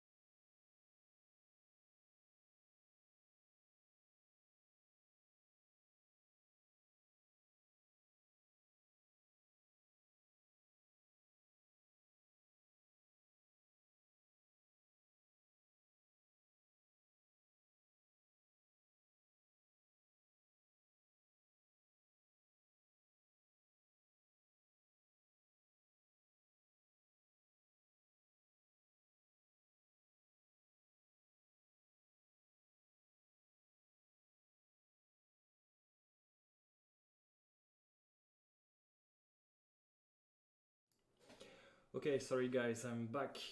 I might have to leave again for another phone call a bit later on. We'll see how it goes. But yeah, we were routing the 1 volt power supply. Okay. And so we decided on a star pattern going from the regulator to the various pins.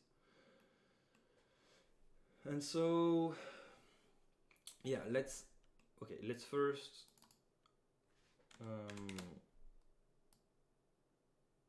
try to bring the signal at least to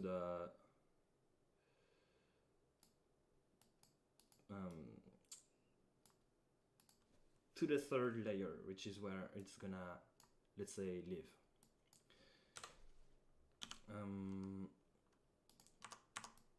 Okay, this needs to be thick too, like that, and then vias, and guess how many vias we are trying to place? At least 2. I'm gonna do it like, no, not like this. Maybe, yeah, we can use smaller VI, it's not a big deal. However, yeah, let's do it like that. Those are gonna be close to one another, and also connected on the top layer. Then on the third layer we are gonna recover our signal and start routing.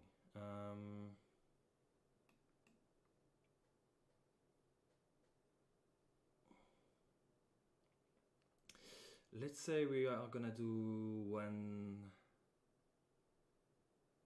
track to about here. I don't know. Yeah, let's start. Let's do it like this. And in places like here, we are gonna need vias. So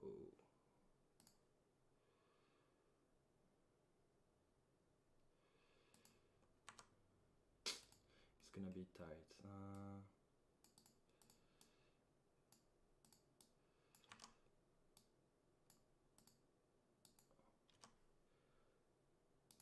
Can we fit one?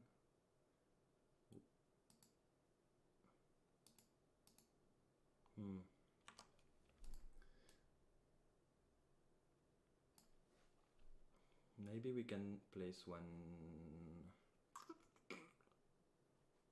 Come on. Not even here. Let's move that a bit, and that too. And so now we should be able to, not even. What's your problem? Okay, great.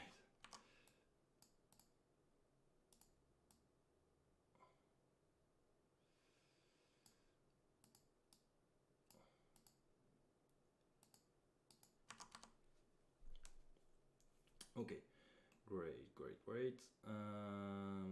Yeah, let's first place vias and then try to connect them all together.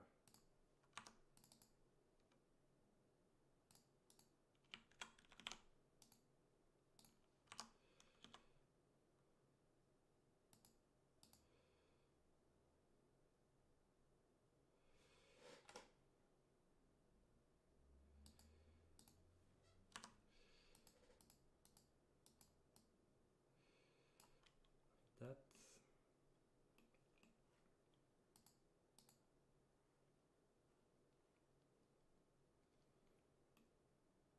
And also here, how are we gonna make that fit? I guess we have no choice but at least to get that here, and maybe also drag that on the left a bit so that we have a bit more space for potential via right here. Would it fit?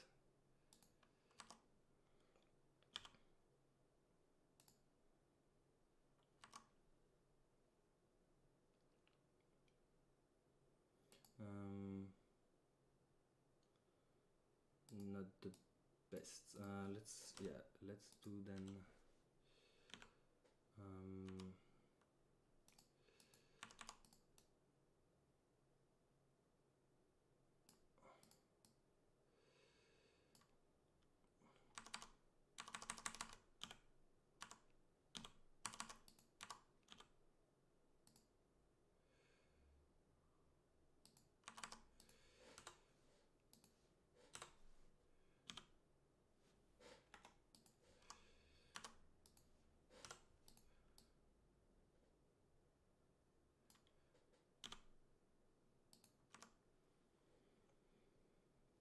I hope it's gonna be error free when it comes to DRC.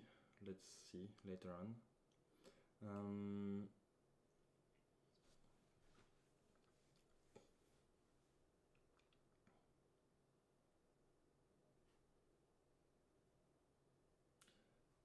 I guess we are gonna need to do some kind of mix between daisy chaining and star pattern. Otherwise we are not gonna be able to do very good layouts. It's gonna be too complex. So yeah, let's...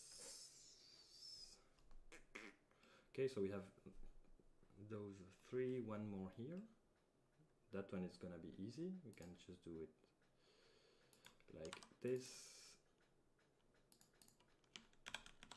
VCC and then connect. One more VCC right here.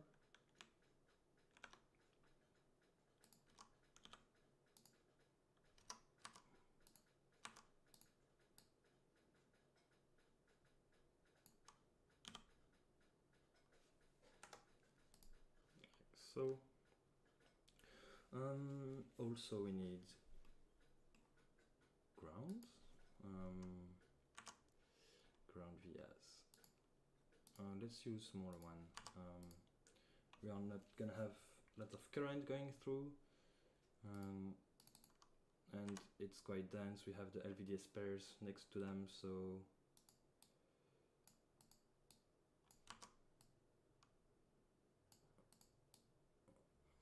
like that. Oh, maybe okay, so that everything is aligned.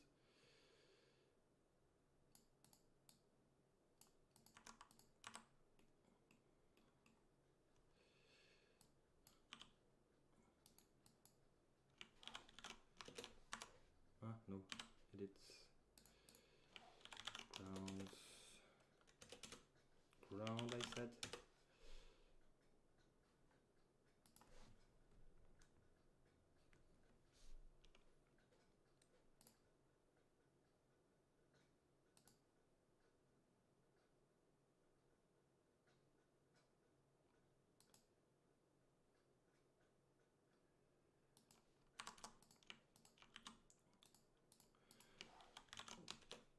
Grounds, okay. For this, in an ideal world, we would have 4 vias, but I think we can make that work if we put one here, and then we can add, maybe we can pull a bit on that one, and put via here, here, and here. That would work. Vias also, nope, not VCC, grounds. Let's, all those are not connected to grounds.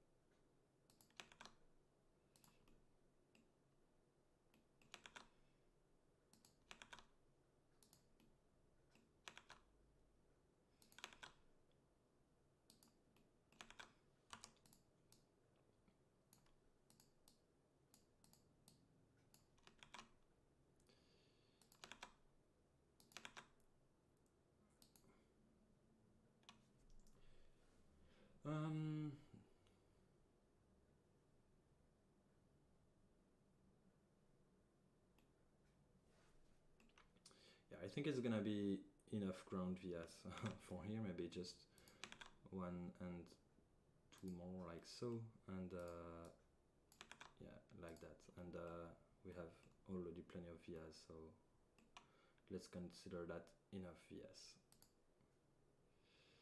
Here we might want to go this way so that we have rooms for those, which are also gonna need some vias right here.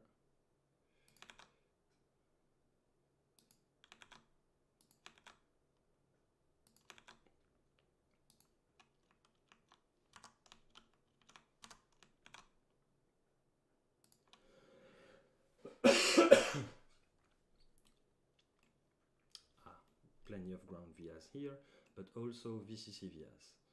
Let's see how we can lay those out.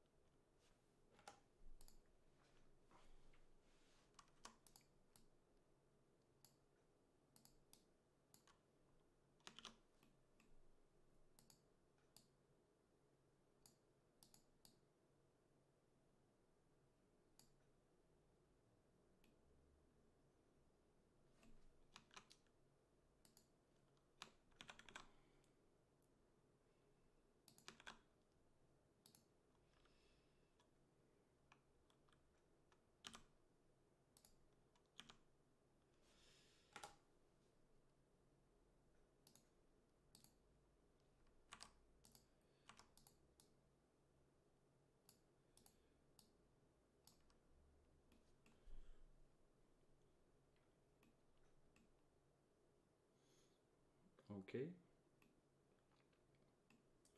it's getting crowded with vias slowly, and we are not finished yet.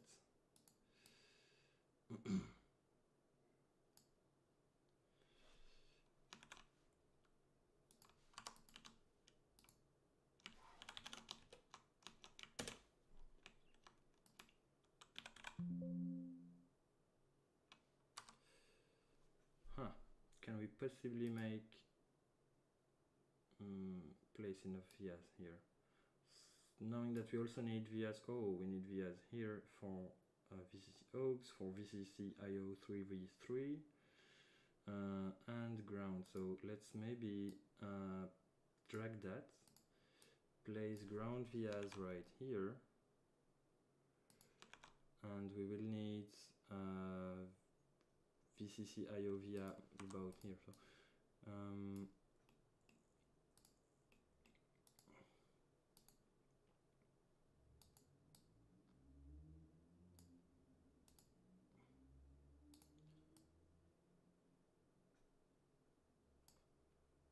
okay, and yeah, okay.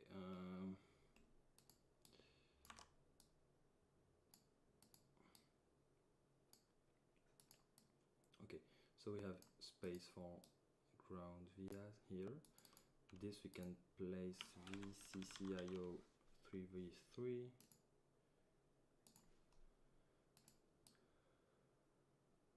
Okay, and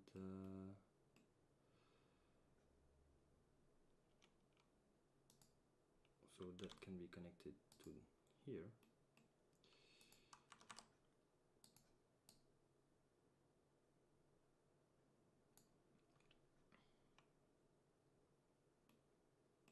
And this will be connected to the plane too, but just on the side of it. It's not a big deal. It's not gonna be like in the chain. How is this connected? It's a bit weird. I can actually do like that. Okay. Okay.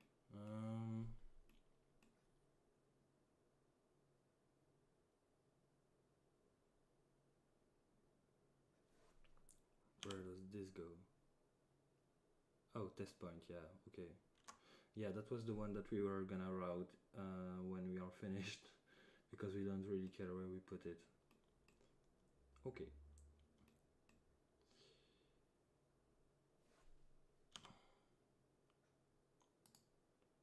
So this is the divider bridge, so this needs to be connected to the power supply, and then we go this way. We have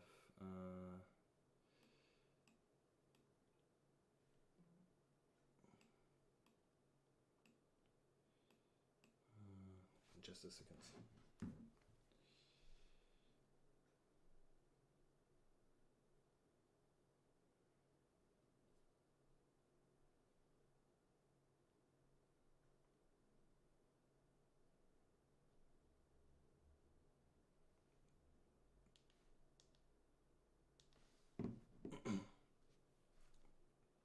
Okay.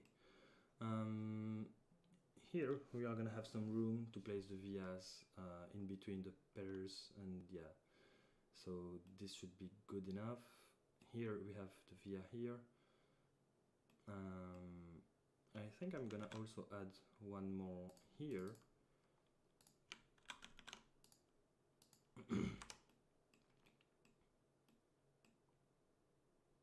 Okay, so now let's see how we could connect all those VCCs together.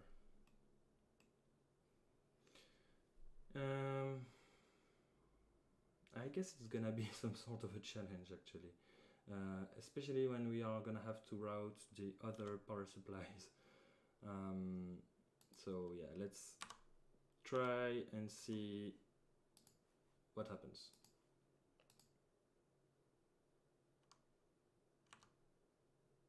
Hey, oh yeah, yeah, we need, yeah, exactly, that's in between the LDO and the power supply. I forgot about that one. So let's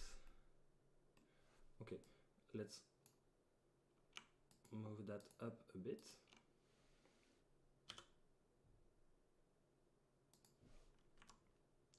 And this, yeah, this we can.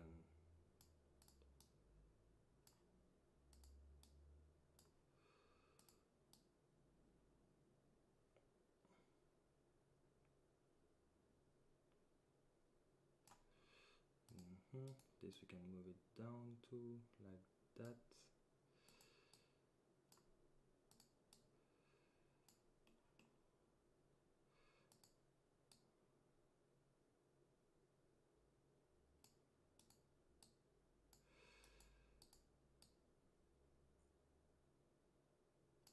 Okay. Then we have the ferrite bead.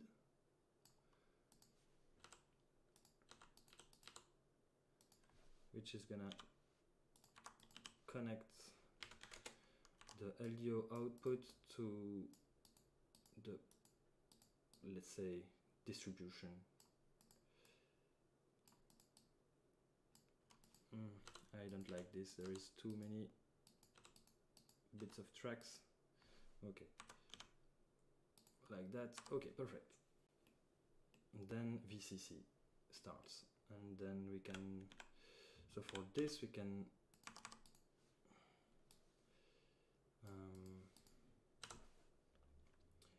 okay, replace some vias here, and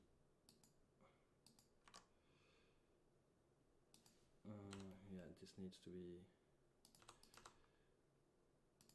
like that. Okay, and place that. Okay, except that we can make that 0.3 and that 2, and connect those also 0.3. It removed the top track, except that we don't want to do that. We don't want to remove loops in this specific case. How do we ensure that it doesn't?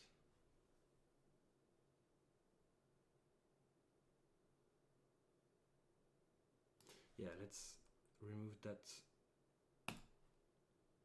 for this. Yeah, okay. And then we can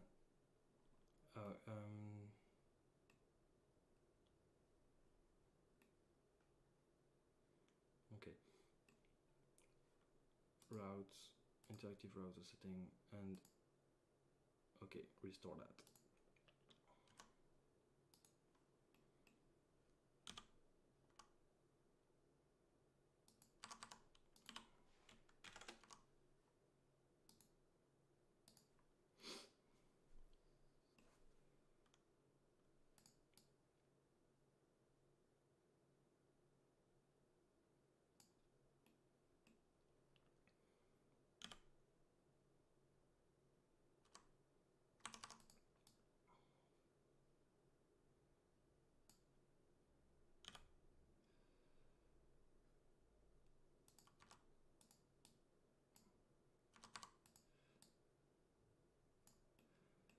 Okay,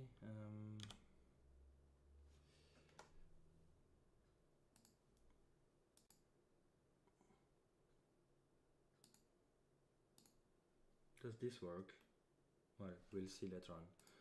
But I guess it's gonna be too many tracks, and then we are not gonna be able to route the other things. So I guess I will at least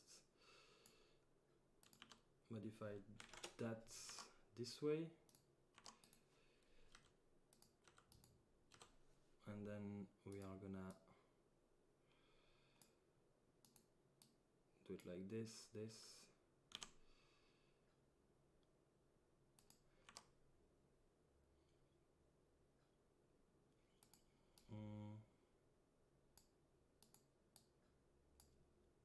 Yeah, okay, so we have some room to route the VCC aux. Then we are gonna have another thick track, which is gonna go down this way and this way. Yeah, okay, just like this, and then that one can do like that, like this.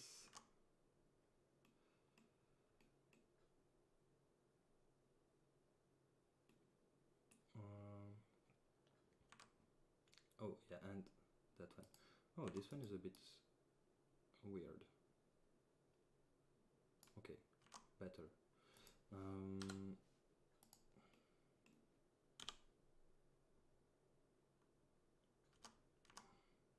We don't need thick tracks for that.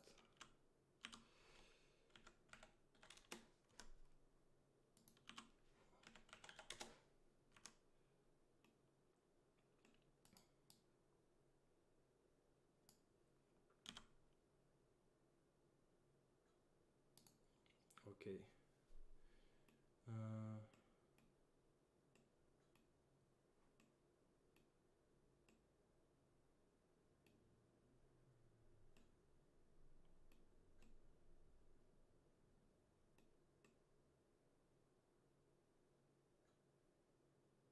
Yeah, let's see if we can still route the other signals now. So we would need now to route the multiple 1v8 signals, and which are for VCC aux and VCC IO 1v8. Let's have a look, and I think we have. Oh yeah, VCC aux, VCC IO 1v8 are the same net behind one ferrite bead. Yeah, we have only 3 ferrite beads here. No, we have one more for the VADC. So VADC, we are not gonna use it because, so okay, there are 2 possibilities for the FPGA that we are gonna use. There is the one with 17,000 elements internally, and the one with 40,000. The one with 40,000 does have an ADC included, but the one with 17,000 elements doesn't. So we don't even think that we are gonna need it on the 40,000 elements, but it's just that once we have the board, if we want to use it, and the chip does have it, at least we could plan for the possibility of using it. So routes a few capacitors and ferrite beads and so on. But if there is no ADC or something like that, we can just leave it open. Anyway, that means that we have 4 ferrite beads to place and 1 already placed. We also have the 1.8 volt, which we are gonna do now. For that, maybe we can just drag that down and up to here. Oh no, this is the power supply. This is not okay. Let's see how we could do.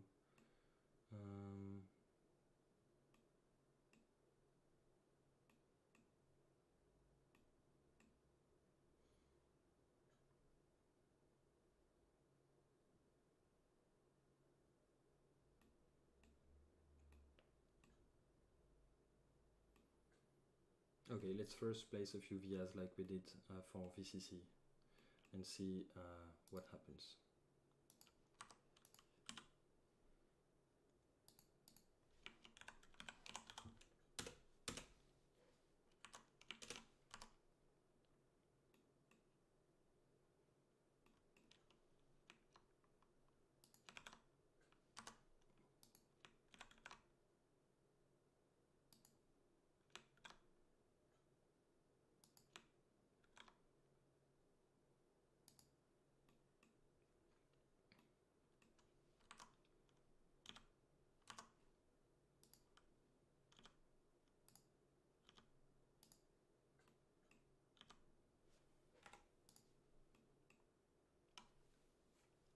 Okay, we need VCC aux via right here, closer to the capacitor than to the track, like that.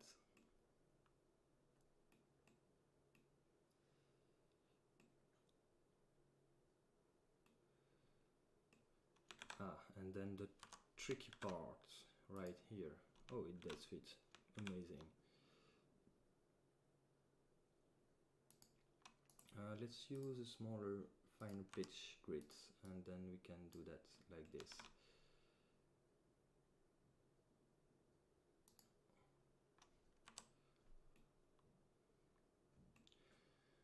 Okay.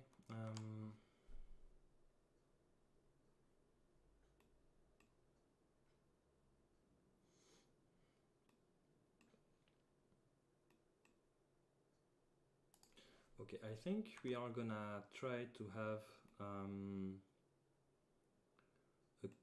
a 1.8 volt crown outside of this kind of crown, which is gonna go below those components. And then for the 3.3 volt, it's we are not gonna have that much connected to it. So 3.3 volt. Yeah, what do we have connected to it? Hey, why?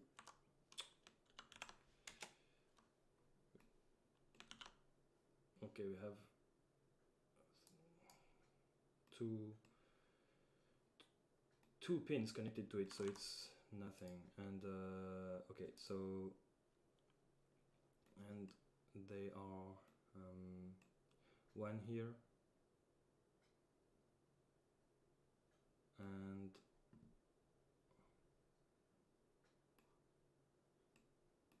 where is it?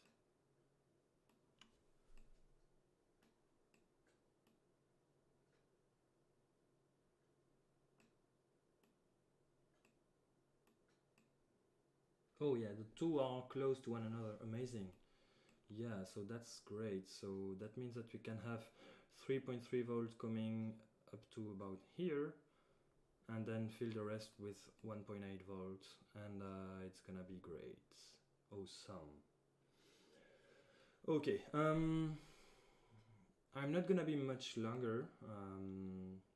I need to eat at some point, so we will soon finish this live stream, but I think we made good progress. Tens of vias have been laid out.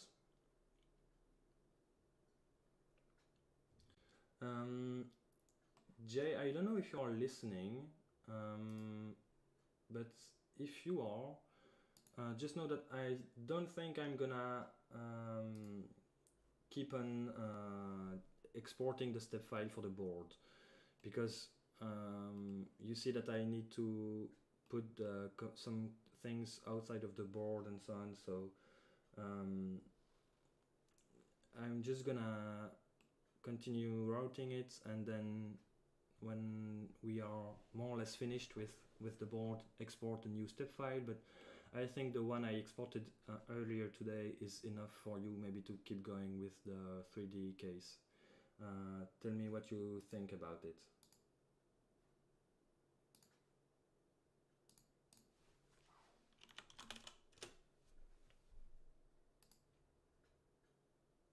Yeah, almost 3 hours. Okay, perfect. Hey Chardik, how are you? Nice to see you here.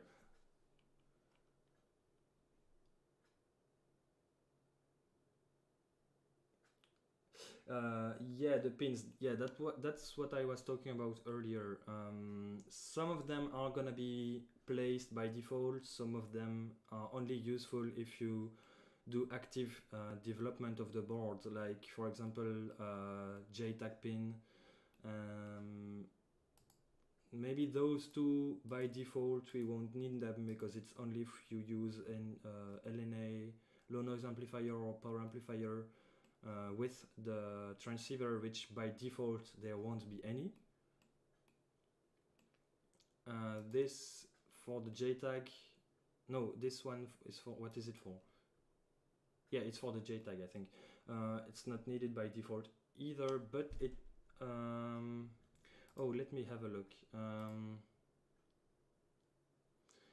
By default, do we need to put it high? What happens if we leave it disconnected, like high impedance state? This needs to be checked, because yeah, if we can not place this, it's great.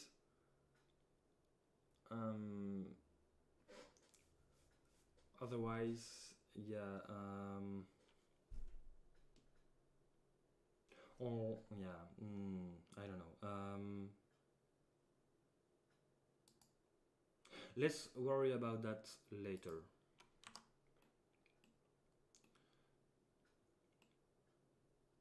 So yeah, we need also to, okay, let's try to route the 1v8 up to about here, and then see what we can do. I mean, yeah, the rest will be done later on another stream.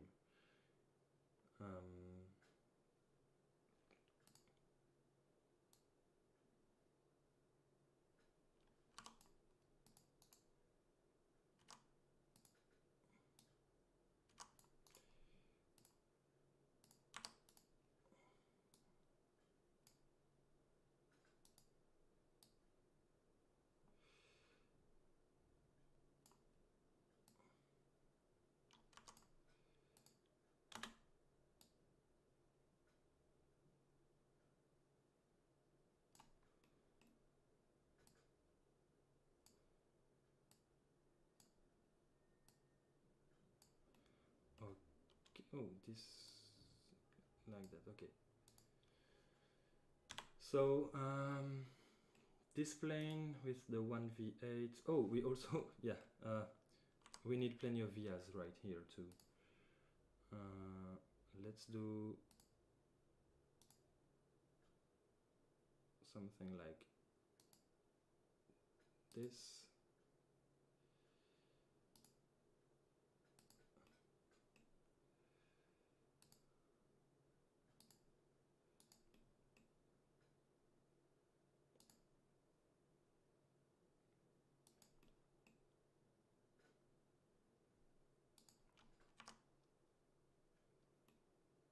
This should be plenty enough of vias going to the plane below. And so, yeah, then we need to connect this to here. Let's use 0.3 and place 2 vias like that.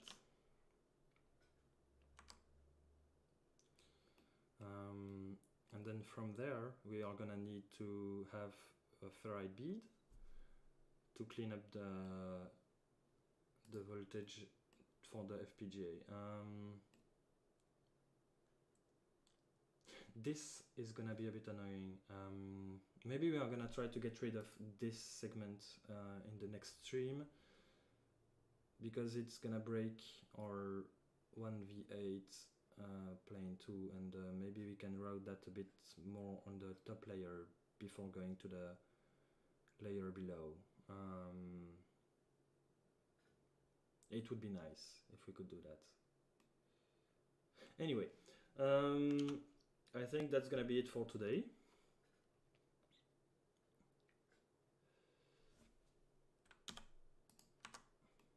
Let's see a few. Okay.